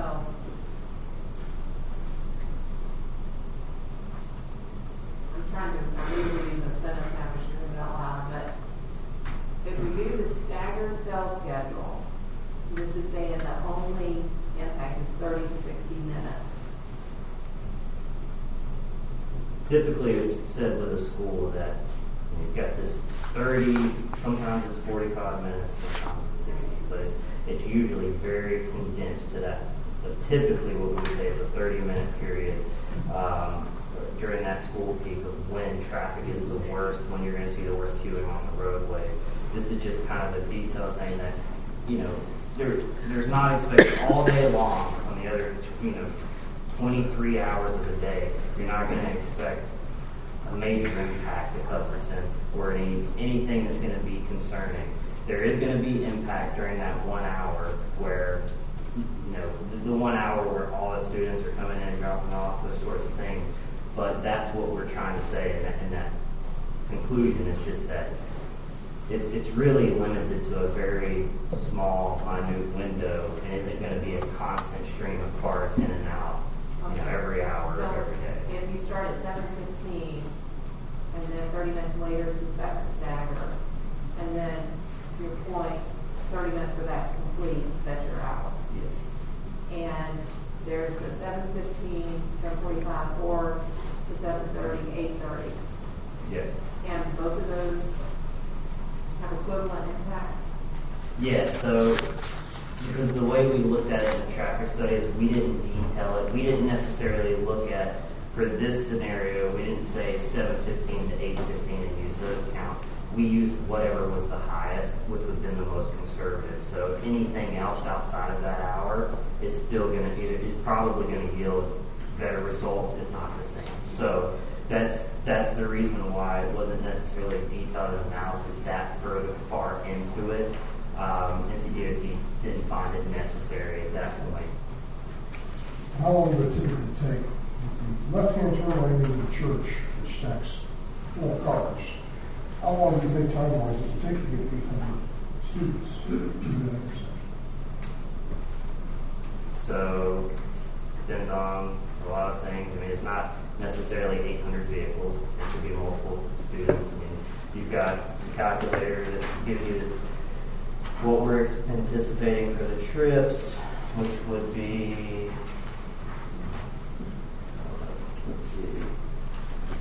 approximately 264 entering vehicles, including 40 staff members. So that's a 50-50 split, so you're talking 132 vehicles. And with the implementation of the future traffic signal, there's going to be an acceptable gap that's created by the traffic signal that is to the west that will allow for turning movements into the site. If you're looking for a specific time, I don't know from an estimated perspective. I guess maybe one more general question is, how many people can make a left-hand turn on Cupidson Road in 30 minutes? So, knowing that you can only stack 4 cars in that turn. So based on our analysis, if you want to go and double check it for yourself, page 30, the 2024 full bill conditions with option to improvement, which is staggered bell schedule, the westbound lane is anticipated to experience 3.6 seconds of delay per vehicle. So it's approximately 4 seconds you're making a turn. That's what came out of the results from the analysis based on the parameters set forth by NCDOT. So westbound heading towards Blacktop and eastbound heading Westbound will be heading towards the school, the other schools. Yes. Okay. And then eastbound is heading up to Newtown. Yes. And then northbound is coming out of the church. Yes. Which in this case, it's zeros. Those are zeros because at that point, there are no extra vehicles, so there's no delay on the northbound leg. And for eastbound, it's a completely free flow movement, so a right turn never has to stop and yield. That's why that's also zero. So the left turn is the only thing that has to stop and yield at an ingress-only intersection like that, and that's why it's showing minimal delay at that point.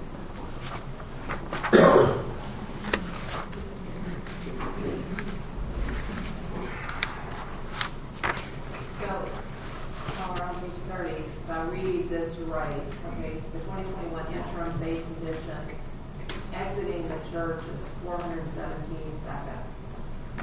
That's the interim conditions without the improvements. So if you go to the next column down, that would be the temporary signal. That was the recommendation from NCDOT from the first page. Right. And that decreases to about 29.3 seconds per vehicle, which, to set the baseline, a level of service D, which starts at 35.0, is what NCDOT considers. So D is letter grade better, so it's better than what NCDOT would typically designed. But that's coming out of the church, so it's really not on the road. Correct. So why would you keep their house away from the parking lot? But they don't as much, and it doesn't necessarily become as big of a concern, but just generally overall, we try to minimize that as much as possible because the developer doesn't want to go through as much money for no one to use their product, but they can't get it out. So the 2021 full building district has intersection eastbound, westbound, northbound. Yes. What's the intersection? Intersection is the overall grade. So if you look at eastbound, westbound, northbound, that's all taken factored in. And overall, if you were to just take one snapshot of the intersection, it's operating at a B and an A at the end.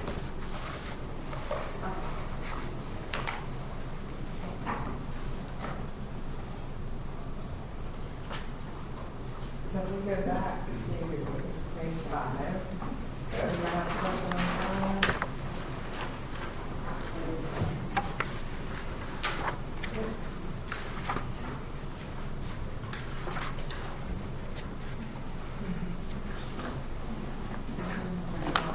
We've already talked about my questions on page 2.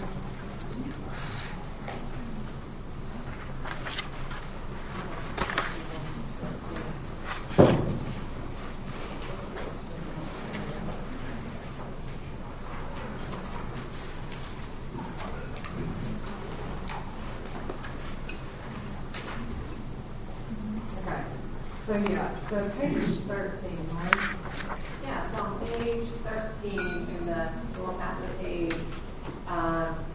It said that morning 7 to 9, afternoon 6, turning business accounts were conducted at the intersection of Cuthbertson and Newtown on Tuesday, December 29th, 2019. So And that was approved to you. So I was a date when there were not as very many people were running and going to work. I'd like to clarify that's a typo in this report. If you look at the counts included in the actual appendix, it is from October 29th. Yep, I got it right there on my notes. And we know that's a school day? Yes.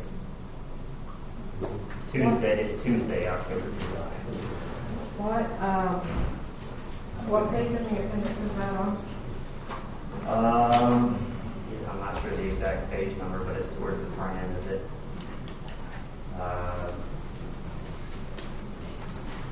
Maybe somewhere between 10 and 20 pages. And you said that, what year was it? Was it 2019? The reason why is because when we scoped this traffic study with NCDOT, we were right in the middle of COVID and schools were shut down. And NCDOT at that point posted a bulletin memo that said they weren't going to restrict development from moving forward. So what was decided to do is historical data was allowed with acceptable growth rates to represent existing traffic volumes that were then compounded up into the future bill years. And so that helps because I was looking at December 29th and I'm like, I understand there's a pandemic, so we're setting the date with that. That's just a typo in there. But it just should be Tuesday, October 29th instead of December 29th. And you said existing conditions, so we're using the baseline existing conditions, which does not account for this improvement or anything else that would happen along the Cuthbertson Road corridor, right? You did not take into account any of those other, like we know there's a new subdivision with that, right? So yeah, that's correct. That was not included or not included. Because at the time of scoping, that was not an approved development. And so even if we're using this existing, the recommended improvements, the combination of this project and any other projects on it could end up still being a bad situation. Not necessarily. I mean, it could end up being a bad situation in terms of the cumulative impact, but from a traffic study perspective, and what we're required to do by the state and local municipalities is to determine this developer's impact specific to figure out what their mitigation needs to be. So whether the traffic's included or not, it's included in the background growth because we used a growth rate of 3% over 4 or 5 years, compounded at that point. That there is some growth already assumed in that. Now, whether it captures every single vehicle from those developments, maybe, maybe not. But the ultimate end goal here is that the incremental impact is still likely to be the same. So the percentage of increase, it's all a delta or incremental impact. It's not necessarily going to be tied. And that's the purpose of a traffic study, is to nail down a specific development's impact to that corridor or those test study intersections. But you're using a percentage of 3% to do an average. You're saying that the average increase for traffic is going to be 3% from year to year on that road? Correct. But we know for a fact that the increase of traffic on that road is going to be a lot more than 3% based on the new library, based on the subdivision that's going to be 500 plus houses. Before we factor in the church, the school, all the other things. So that factor is calculated based on historical growth over the past 10 years. Well, we're not into historical growth over the last 10 years. We know exactly what's happening on that road, and we know exactly what's happening on that road this year. Do you know what the projection is? We know that there's going to be 500 houses built on that road in the new subdivision, not in the general area, right on that road. Again, at the time of scoping of this traffic study, there were no approved developments that were required to be included, and it's an incremental impact. And this traffic study suggests improvements that fully mitigate this developer's impact.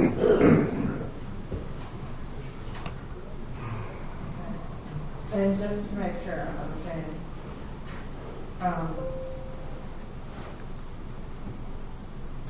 the 3% comes from where?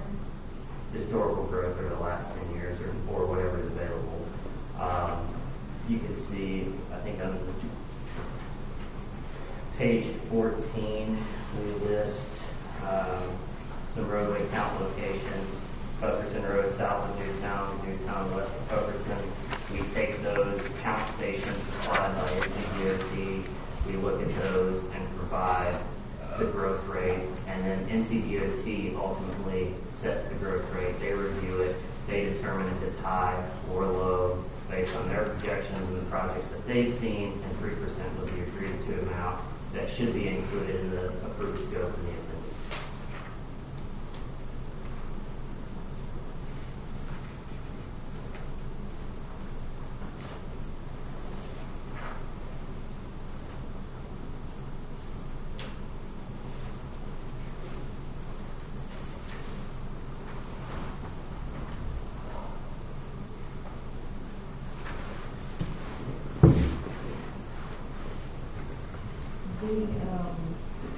On pages 14 and 15, it talks about crashes. Yes. I know there's been a fatality in the area. Was it not factored in because it wasn't at an intersection? So, I think we actually did. If you go to page 15 and you look at the T's, so we did a strip analysis and an intersections analysis. Okay. And if you look at, there's different codings here. So if you look at K and A, so there's K is fatality, A is injury type disabling, and there was one listed in the crash type intersection analysis. So that wasn't fatality? Yes. Okay. I knew it was 2 types. It doesn't, it could have been fatality or injury type. If it was a fatality within this past, the rate of this was what it was. Let's see, 2015 to 2020. If it was in the last 5 years, and you know that there was a fatality, I would assume that it is the fatality you're questioning. The data doesn't necessarily discern between fatality and disabling injury. It just tells us how many of that combined uses. So there was either a fatality or a disabling injury, not just an evident injury type or model. Mr. Wickline, where does that data come from? That data comes from a database from NCDOT where they label all the traffic data. It's they have the strip analysis was set forth by NCDOT's Highway Safety Program. Pretty much what we would call them. They're the ones that give all the information, and that's where it's pulled from.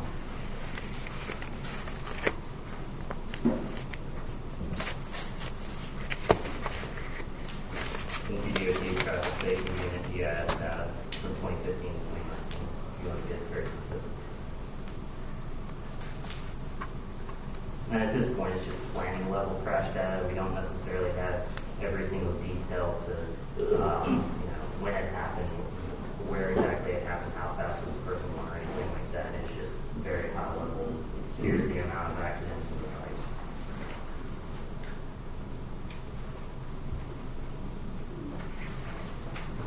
And knowing this information is why NCDOT is really trying to do something to avoid having a traffic director on the road. They don't think it's safe. They don't like that at all.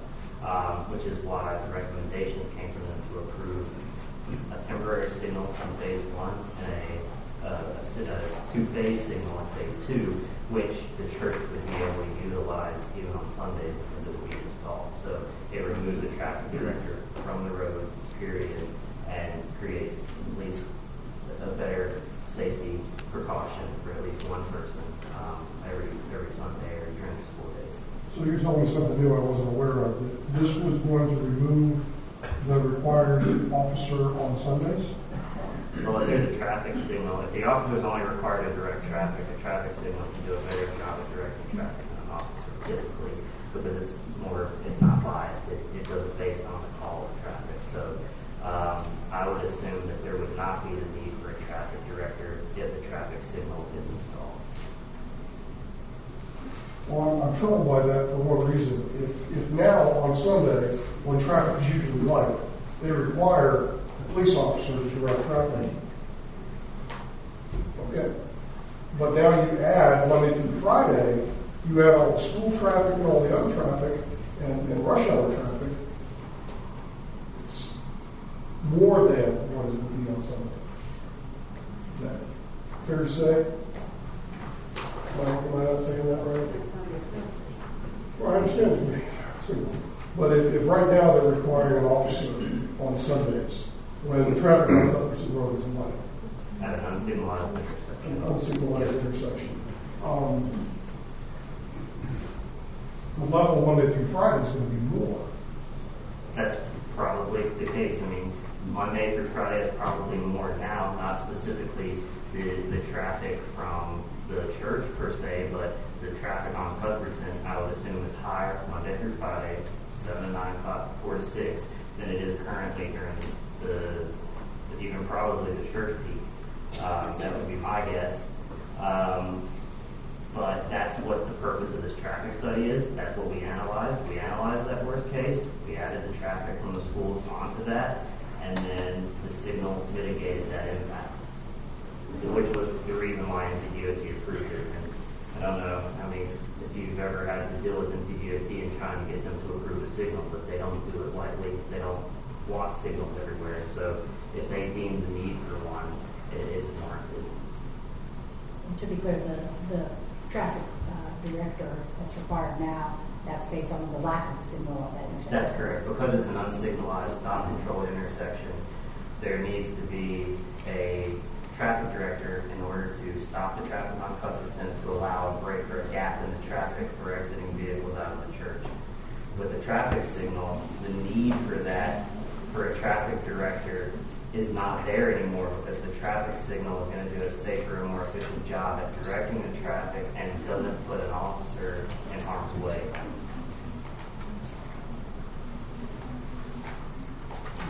Can I jump back for a second? You said that the DOT had recommended a 3% historical growth. Yes. Within your analysis, did you use the NCDOT annual average daily traffic mapping application? Yes. Okay. From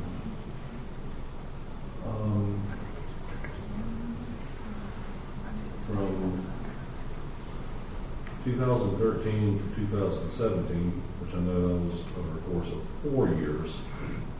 If these numbers are correct, I'm looking at 7,200 vehicles in 2014 to 9,200 in 2017. That's an increase of 27, almost 28%. It is not a compounded growth rate. So you have to look at it compounded.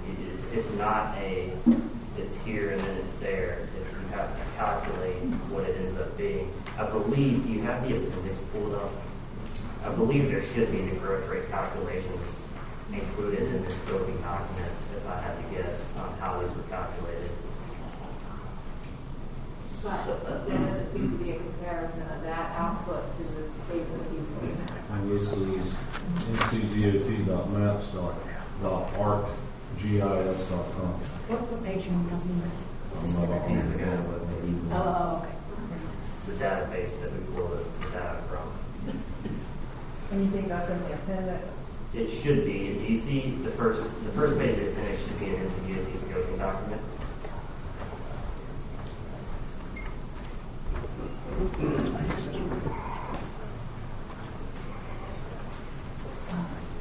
Or actually, it's probably the recommendations, I guess. I don't want to. It's.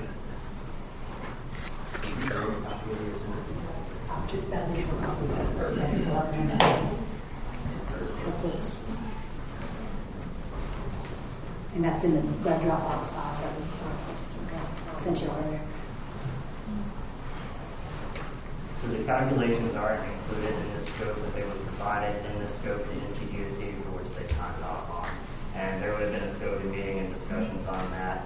I'm assuming that we had looked at 10 years because if the data is available, they do not want us to necessarily look at a specific short range because a traffic study is a long-term planning document. So you can see clear on page, I believe it's 18 of the PDF is where the growth rate is listed, and this is the approved scoping document that NCDOT provided.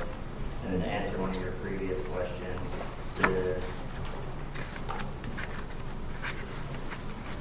the traffic counts are provided on page 28 and 29 of the appendix, which shows the peak hour was between 7 to 8 in the morning, with the peak 15 minutes being between 7:40 and 7:55. In the afternoon, it was 4:45 to 5:45. Peak 15 to 5:30.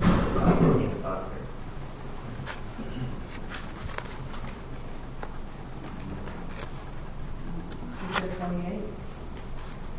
The appendix. The PDF itself, yes.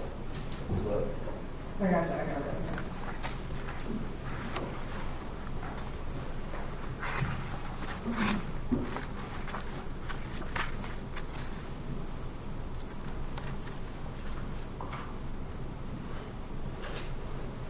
That is also confirmed in the top right corner that it's Tuesday, October 29th. And this data is provided by a third-party consultant who actually goes out. Their process is to set up cameras. They record the entire 2-hour period, and then they have a processing center for that data is sent to review, quality check, and sent out with these final summary sheets.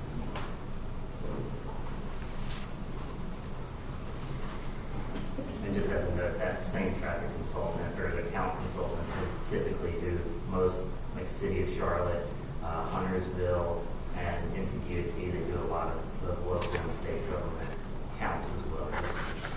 Just to kind of point to they're an unbiased firm.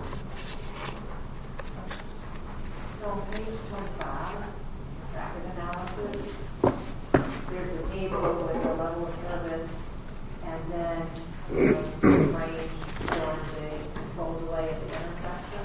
Yes. And then unsignalized and signalized. Yes. Can you explain delay to me? So delay simply is you pull up to an intersection, you come to a stop. How long before you turn and get out of that intersection? So if I'm sitting number 5 back, does it count from there? Or yep. wait till I As get soon as to you the come top? to a stop.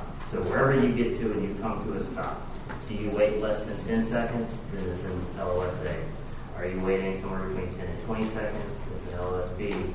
All the way up to an LOS, F, which would be considered anything greater than 80 seconds, so a minute and a half or a minute and 20 seconds. That's kind of where you would be considered to be So it's unacceptable. not just the first one, it's wherever you're in there, you would experience that lateness. Exactly. As soon as you pull up and come to a stop. If you come at the intersection and the light turns green before you fully stop, you really didn't experience any delay, so that doesn't typically count. So it's when you come to a stop at either a stop sign or a red light where you're in a turn lane waiting to turn left. And you said that DOT considers a level of service D as a dog as acceptable? Correct.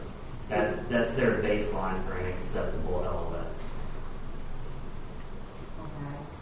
And also, just an observation on you, but on DOT, that F is anything greater than 80 or greater than 50, but when you look at the data you put like that, you might be down to, I don't know, letter P or Q. You have similar ranges, right? Fail's a fail, right? So that's kind of where it kind of just drew a line, where it's A through F, kind of schooling type grades, fail. And based on NCDOT guidelines, which, they kind of say on the next page that the LOSF, if an intersection is LOSF, we have to identify mitigation. Now, it may not be a developer responsibility if it's existing in that, but we need to at least show what it takes to get that. But then they only want you to improve 2 steps, as opposed to getting to, hey, let's put it in a passing grade or something. Right. So if they're doing a design for, let's say, a new traffic signal or a new intersection, a D is the minimum they're typically going to allow. Of course, anything better than a D is better than acceptable, but if we're looking at a worst case, it's can we get it to a D, and that's usually the baseline. Okay, thank you.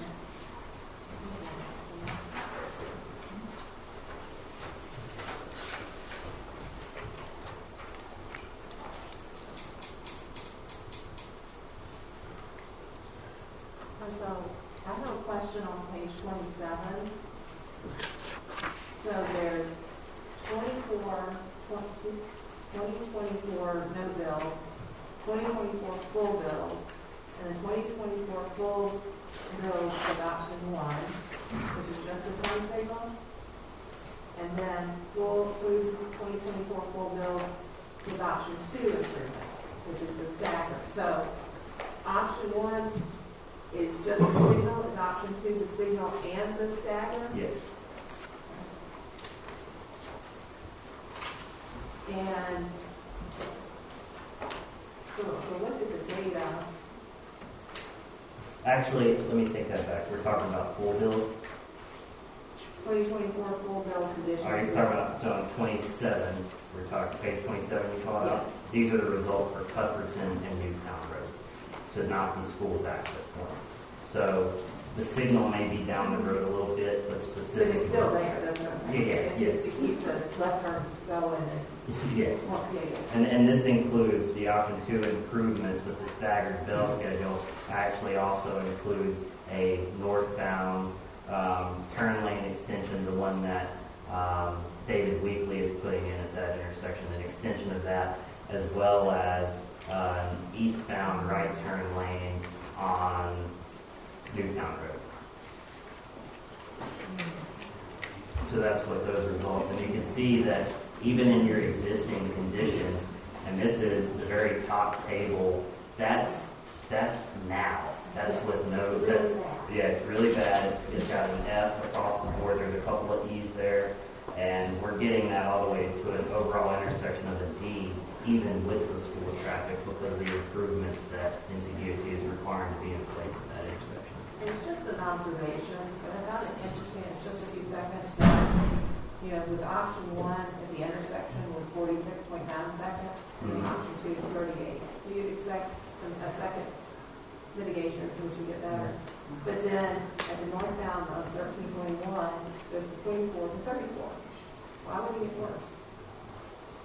It's just, so what happens is, when you put these volumes into this analysis software, it, based on how many the projections are at each, is it through, left, right, whatever on every leg, there's a button that you click to optimize that signal, and it gives you the best overall intersection score. So it's trying to make the least delay on average for everyone versus kind of calling out a specific leg. And that's the reason why for that discrepancy. So once less traffic was added to the northbound leg, what likely happened is it gave more time to Newtown, thus increasing the felt delay on Ferguson. And these are representative of how good it could operate. NCDOT, once the signal is implemented, there will be a signal design that's going to take into consideration that it actually have probably an actuated signal that goes based off of when people are pulling off the turn and with the loops and everything else. So, now that's helpful to understand that the application is actually doing some optimization as well to balance the cost. Exactly.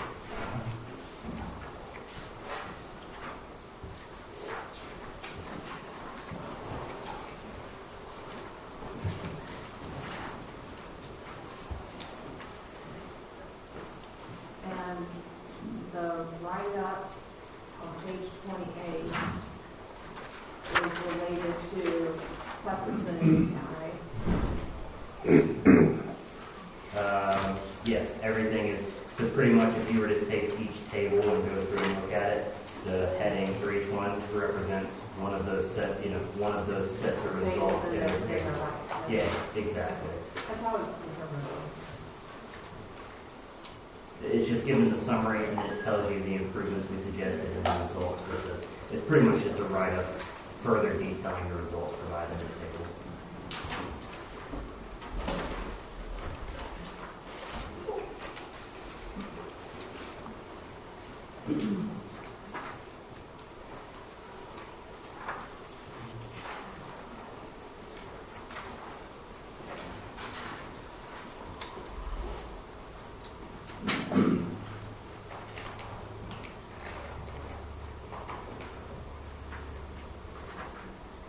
So on page 29, below the table, is sort of a footnote. Hashtag 95th percentile volume exceeds capacity. Are those capacity numbers in the appendix? So what all that note means is that within the synchro analysis reports that are in the appendix, it's saying that it just can't calculate it. Now what you can look at, that's just related to the 95th Qs from the synchro program, just what we're talking about with the optimization and everything else. The max Q is actually the simulation run, and it's typically what DOT looks at as the worst case and what we typically have to mitigate to. So it's just kind of a limitation of the software based on the amount of volume and the timings. It just wasn't able to really be certain that that calculation was correct, so it's just giving you a warning of that. But you still have the max Q as your back check to try to figure that out.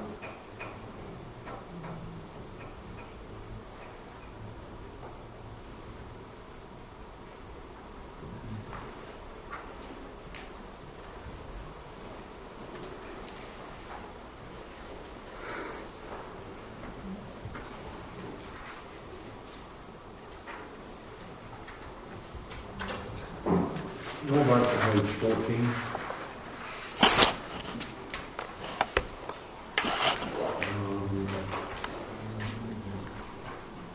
In regards to the skip analysis with the 31 crashes in the study period,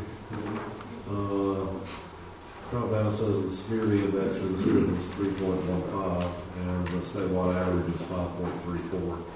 Does speed limit have any bearing or any impact on that? Or is it just for secondary routes? Say that one more time. Does speed limit have any impact on that index? For instance, if the speed limit along that stretch is 35, and you got another secondary route where the speed limit is 55. I think it's just typically a secondary route in a rural area. Okay. It's just kind of a statewide average, and that's what it's just something that once this was calculated, we compared to the statewide average. Okay.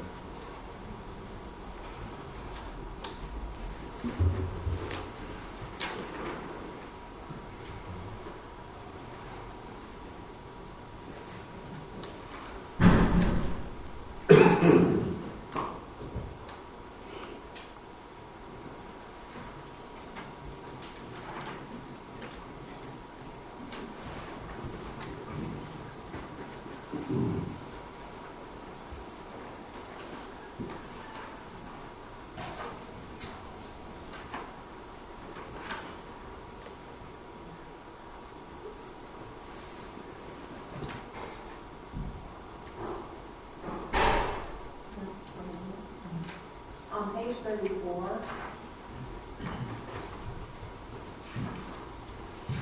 so this is Covington Road at access D without the signal, right? The first one, yes, would be without the signal. Okay. And so I'm looking at eastbound Cutler side, the 24 full bill has a 0 delay in the AM. And then I do 2024 full bill with improvements, and that now has a delay of 76.9 seconds. So it went from a LOS-A to an LOS-E. And then there's the 2024 full bill with option 2, and that eastbound is back to 0 and A. Now, is that, if you did that analysis like you described earlier, this is unacceptable. What changes can we make? And that's how you got to option 2, and when you run option 2, you see that it backs you back to when you started. Yes, and so just a bit of clarification point for what we provided here. The option 2 does not actually include a traffic signal. That's just if this was to be unsignalized, which is why the delay for northbound is F for both of those. That was just to get it as a base point. Typically, we would say for a school, just exactly to your point before, NCDOT does not care about the delay off of their roads. So at that point, we were still able to house the delay on the campus, and that was part of what we tested with NCDOT's recommendation to come back and to signalize that access fee at that point. So, but you're correct. So we started with the signal first, and that was with the full 800 students. And that didn't work, so we went to the stagger, which then we were able to completely eradicate the delay on Cuthbertson at that intersection because there is no entry movement access fee. So you would never have any stop control or delay going across for the northbound exits. So my takeaway from all the tables is that option 1 would have never sufficed. That's correct. All right.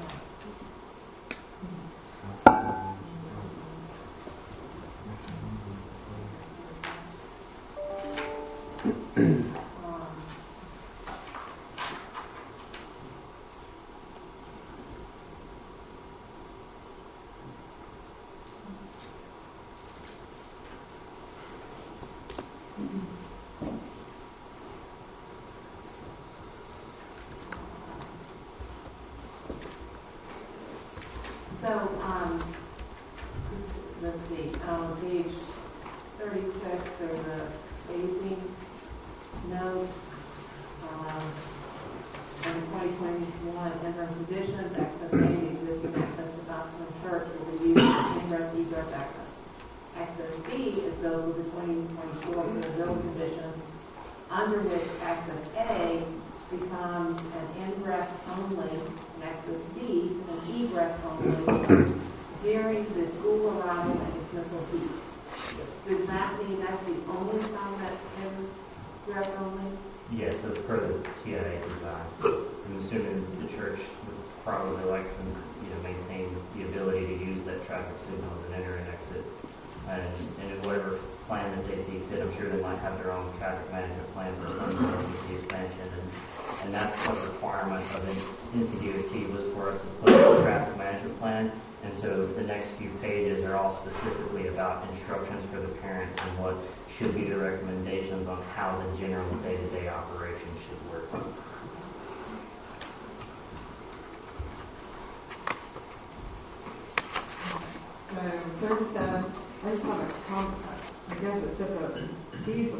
question.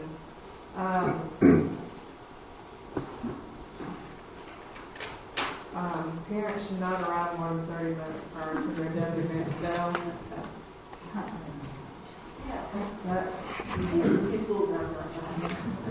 And then you know, parents of children of different grades, different stagger schedules shall be advised that the older sibling should accompany the younger sibling for a one-stop drop-off.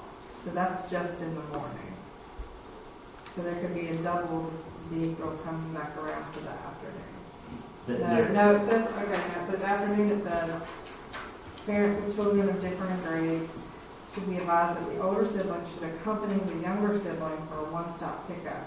So how does that work? The older kid would miss like 30 minutes of school. Well, but typically, accompanying for purposes of this means that they walk them into where they need to be. I know that when I was in school, if I got dropped off early, you go to the cafeteria. Yeah, not drop off, pickup. Pickup typically, could be the same situation if it's all in one school where if, say, the older student is dismissed or the younger student is dismissed earlier, 30 minutes earlier, they go to this cafeteria, they wait, they ride with the other, the sibling comes and picks up that student and they walk to the car together. My guess would be there would be some type of, what we're saying is there probably needs to be some type of area that would house these students that kind of are in purgatory, let's say, before their students get out. I mean, I had the same question. Yeah,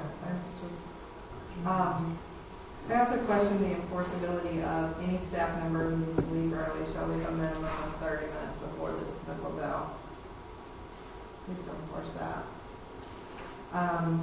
And then the very last paragraph talking about how important it is important that everyone follow the TNP.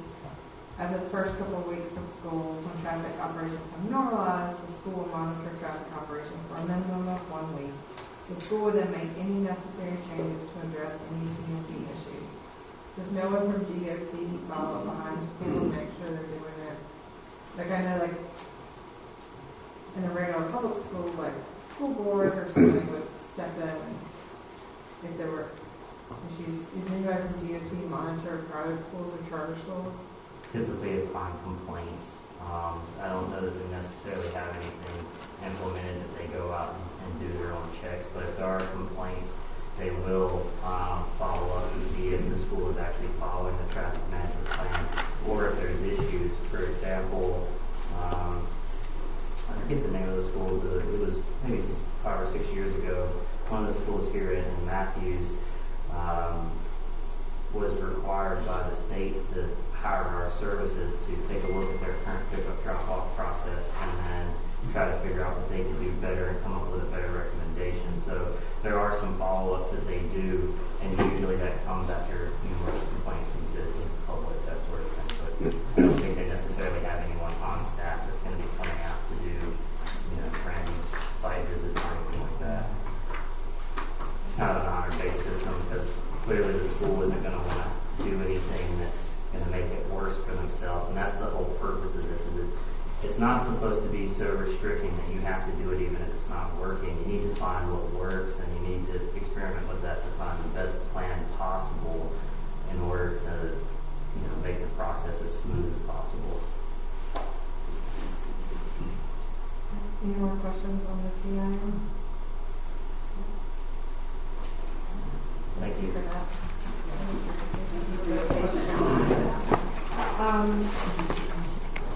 So we're now like 2.5 hours in. It's 10:30. I'm going to ask for a motion to continue the public meeting to our next meeting. I'm not trying to drag this out, but it's a lot of information that we want to make sure we're giving our due diligence to. I imagine at the next meeting we'll continue with any council questions for the applicant's evidentiary witnesses. And then we will evaluate people with standing and proceed from there. So, I have a motion to continue to... Before that motion, can I ask, is there going to be any more information given to us other than what was given to us tonight there any more incoming paperwork that we can read up on prior to? So, Councilmember Como, I've just seen when you all saw it tonight, the information in the Dropbox file. I don't know whether or not that's comprehensive. I imagine it's pretty close, if not. I'd appreciate the opportunity to evaluate that and be able to submit anything else that we might submit this time. That being said, of course, we may have some rebuttal evidence. I don't know if that would be significant if there was anything. If that makes sense. Good answer. I'm more interested in these presentations. I'm sorry. I'm more interested in the presentations that we would have copies of. Yes, we will send those. Hold on, before the motion, does council have a question tonight that we could query for them to bring the information back next week? I mean, next month? I have one. Just wanted to give them, for the, I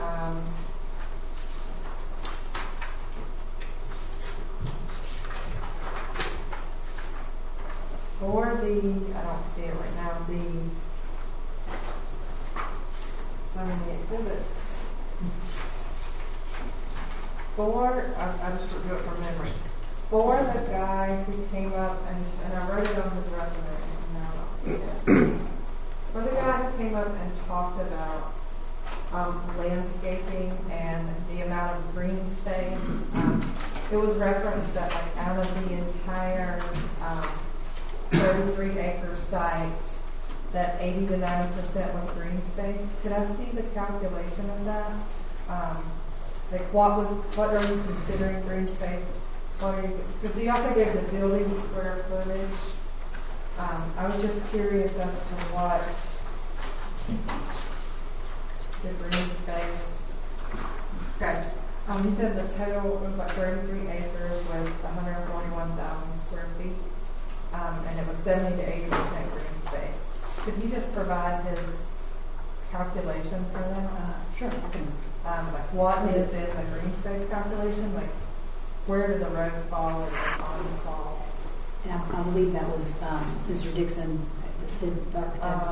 LS3T. But he doesn't have to give it to me tonight. If we could just bring that calculation. That's a pretty easy question to answer if you'd like to hear. I believe would you like to speak to it now? I mean, I can provide the work. Sure. We can show our work if you will. That'd be great. Thank you. Thank you, Madam. Is there anything else, Council? Yeah, I'd like to know the experts to speak specifically about the traffic issues and the appraisal information be present if this meeting is continued.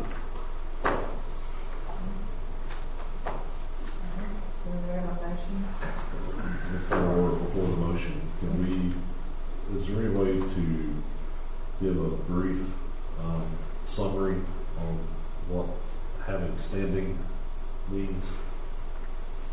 No. Okay. I was going to say. Nope. There is not. That's a case-by-case basis. No, it is. Go. All right, so do we have a motion? I make a motion that this public hearing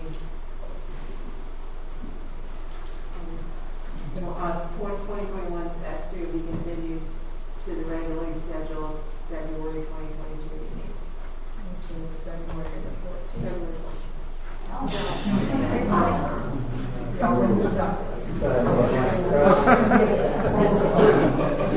So do we have a second? Yes. Any further discussion? I don't want to get the hand down the road on this, but it's almost 1 o'clock at night. All right. Any further discussion? I want to stay.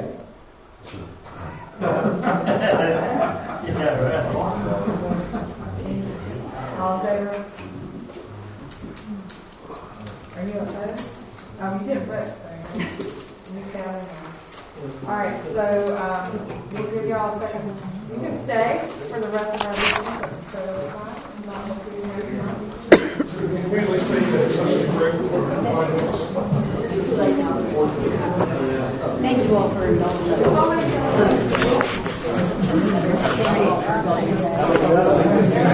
So that brings us to item 10A. Do I appoint Sherry, or it must be a motion? I think you do it. You just do I it. appoint Sherry Killian to the Comprehensive Plan Steering Committee to represent planning board. Those not in December meeting, but for those of us who are present, don't forget that Vaughn gave us homework. Yeah. Don't check.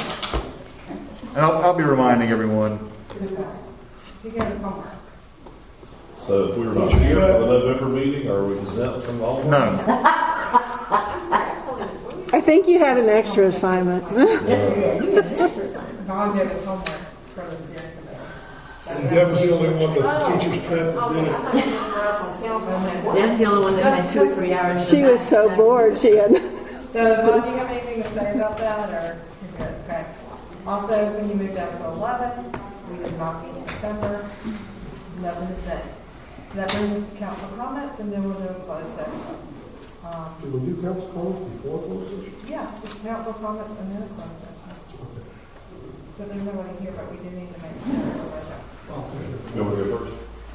I'll volunteer. Go ahead. I'm listening, David. The pastor who gave the invitation volunteered to do that a couple of weeks ago. I said, sure. That made me start thinking, I think one, Janet maybe brought that up. Bringing in leaders of local congregations, at least who would meet and maybe develop a relationship with them. So I would like to do that on an ongoing basis if it pleases the council, and I'll be more than happy to get that coordinated and set up. Next time I'd like them to lay hands on me. Prayer. During the prayer. That be okay? Thank you. I think it's a great idea, David. Okay. Plus, I guess the flunking that you guys have been asking to do. Don't put this in the minutes, but just because I have to say it, I mean, there are groups that go around and sue municipalities around the country for only having Christian prayers given at meetings. Bring on. Yeah, I'm just because I have to. I didn't want. If you get sued, I don't want you to be like, well, why didn't you tell me? And George, you bring up a point. We did have an issue with Stan Schwartz, who was on our planning board at one point, who complained about it, and we had to go to a book of non-denominational opening prayers or something that we had to refer to. Yeah, and I think it was... it's something you can't say. You can't say Jesus, right? Yeah, there's so many things you can't... And we literally had a book that we had to read from. And I said, I don't know, Cheryl, who used to do that? Was it David or not David? I don't know. About the only thing you can do is have a moment of silence, maybe. Just again, I'm not telling you to do it or not do it. I'm just saying, just be aware. Just be aware. We had somebody specifically reading about 4 or 5 years ago, reading his book. It was an invocation, but it was a non-denominational one, and it kind of fit the bill. And for some reason, I don't know who that was. I don't know if it was Paul Capronis or who was doing it. I just remember him sitting on that in the council. Okay, Cheryl, who used to sit on that in the council?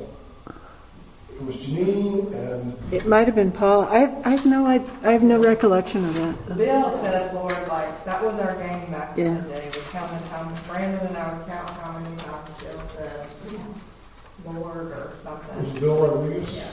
And whoever had the highest amount. Like, he'd be like at 30. Over 12, 25 times. Yeah, every other word was Lord. I mean, I like the idea. We love a good lawsuit. I mean, let's not be sued about Jesus. Hey, what does it say on everybody? Don't put that in the minutes. Delete that part of the recording. Council? This is not a trust right on my $100 bill. Hasn't always been there, but We also say under God is the pledge, right? Hasn't always been there. Well, we could make sure that we are invited. If there's somebody else who wants to come, we can invite them, right? Sure. I think as long as we don't say Jesus. I think if we just say in your name or God, or dear Lord or something like that, because I think all religions use God in there, or pretty much, right? I just think as long as we are equal. If you can tell me what president is on the $100 bill, I'll give you the $100 bill. Hey, Mike, I want to go home. Not a president. Golly. Hold on, I'll tell Where's my you. money? All right, so what are we doing with the education? Are we keeping it? or- I like it, as long as we invite everyone, like we come across, Benjamin Franklin. Who's our president? there's a Doesn't so. rabbi, Oh, tricky. or, Yeah, that's what I'm getting at. Whatever. If you're gonna get sued, you're gonna get sued, and it doesn't matter if you invite a rabbi or a Muslim priest or whatever. If they're after you, you're gonna get You sued, know, it would be and you're gonna interesting lose. to have, different people to see how they pray. Yeah, I think we should keep the prayer just spread out who all we are from or pray for. If David wants to spearhead that, I'll find it. But I don't think we should knock out prayer. We need it. We need all the help we can get. all right, is that all for you? Next, I just think for council comment, I do appreciate the way that we are approaching this public hearing, that it's been very calm and very courteous and everything throughout, and, thank you for helping to keep it being an effective meeting. Because for something that's large and long and everything could, easily not be very clever. So you've done a great job. thank you, and thank you to George and Bob and Cheryl for keeping on the right track. Next. Mike, you got any? Yeah, I had two things here. I'm going to skip one because we're not done with this process yet, so I'll bring it up later. My only council comment is not a criticism, but a notation. Because I know it's COVID, I know there's 1,001 reasons we can stick on here. But this is a lot of information to go over, just like the information that we get in our general packets.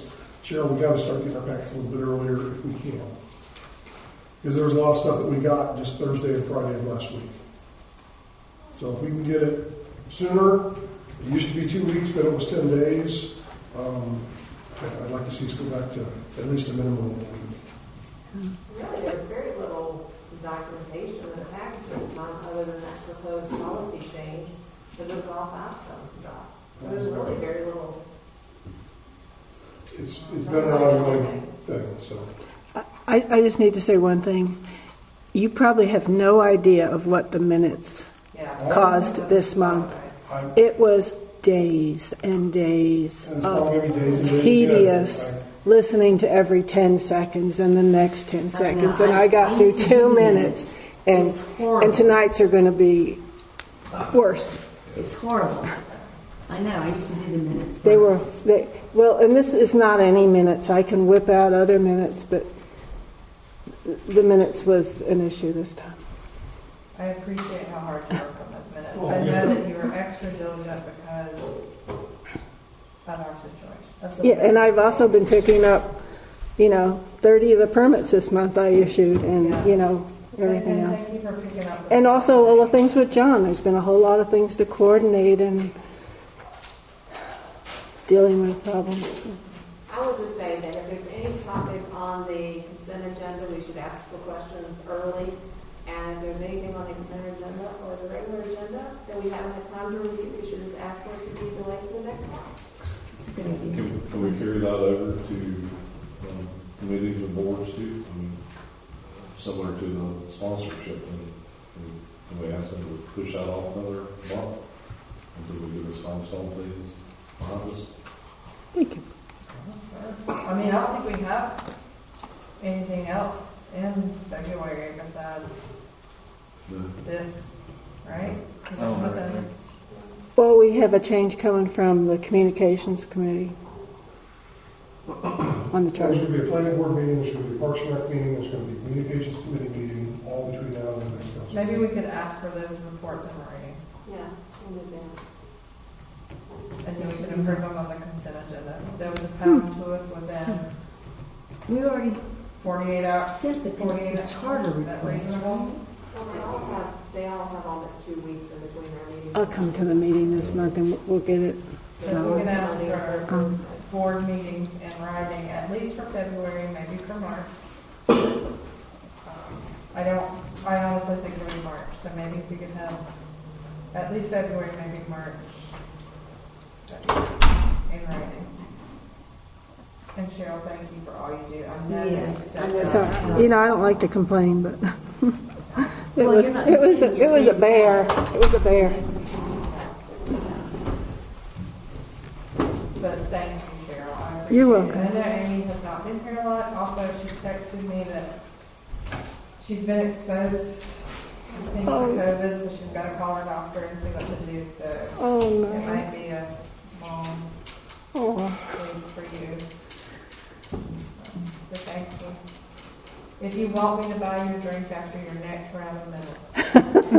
Yeah, I'll come by another one. Maybe in the middle of. I was gonna say, just not while she's typing. Deb, your closing comments? I appreciate all of you taking the Crime Stoppers tickets, and you know, I appreciate that. It's a good cause, and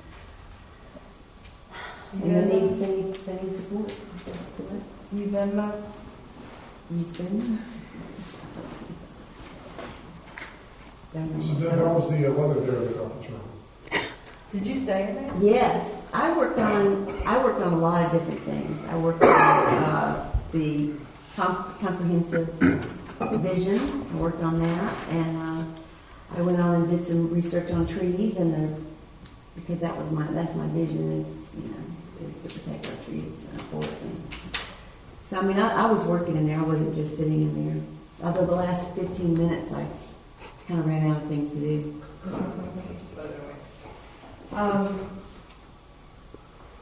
I need a motion to go into closed session. So motion. Second. All in favor?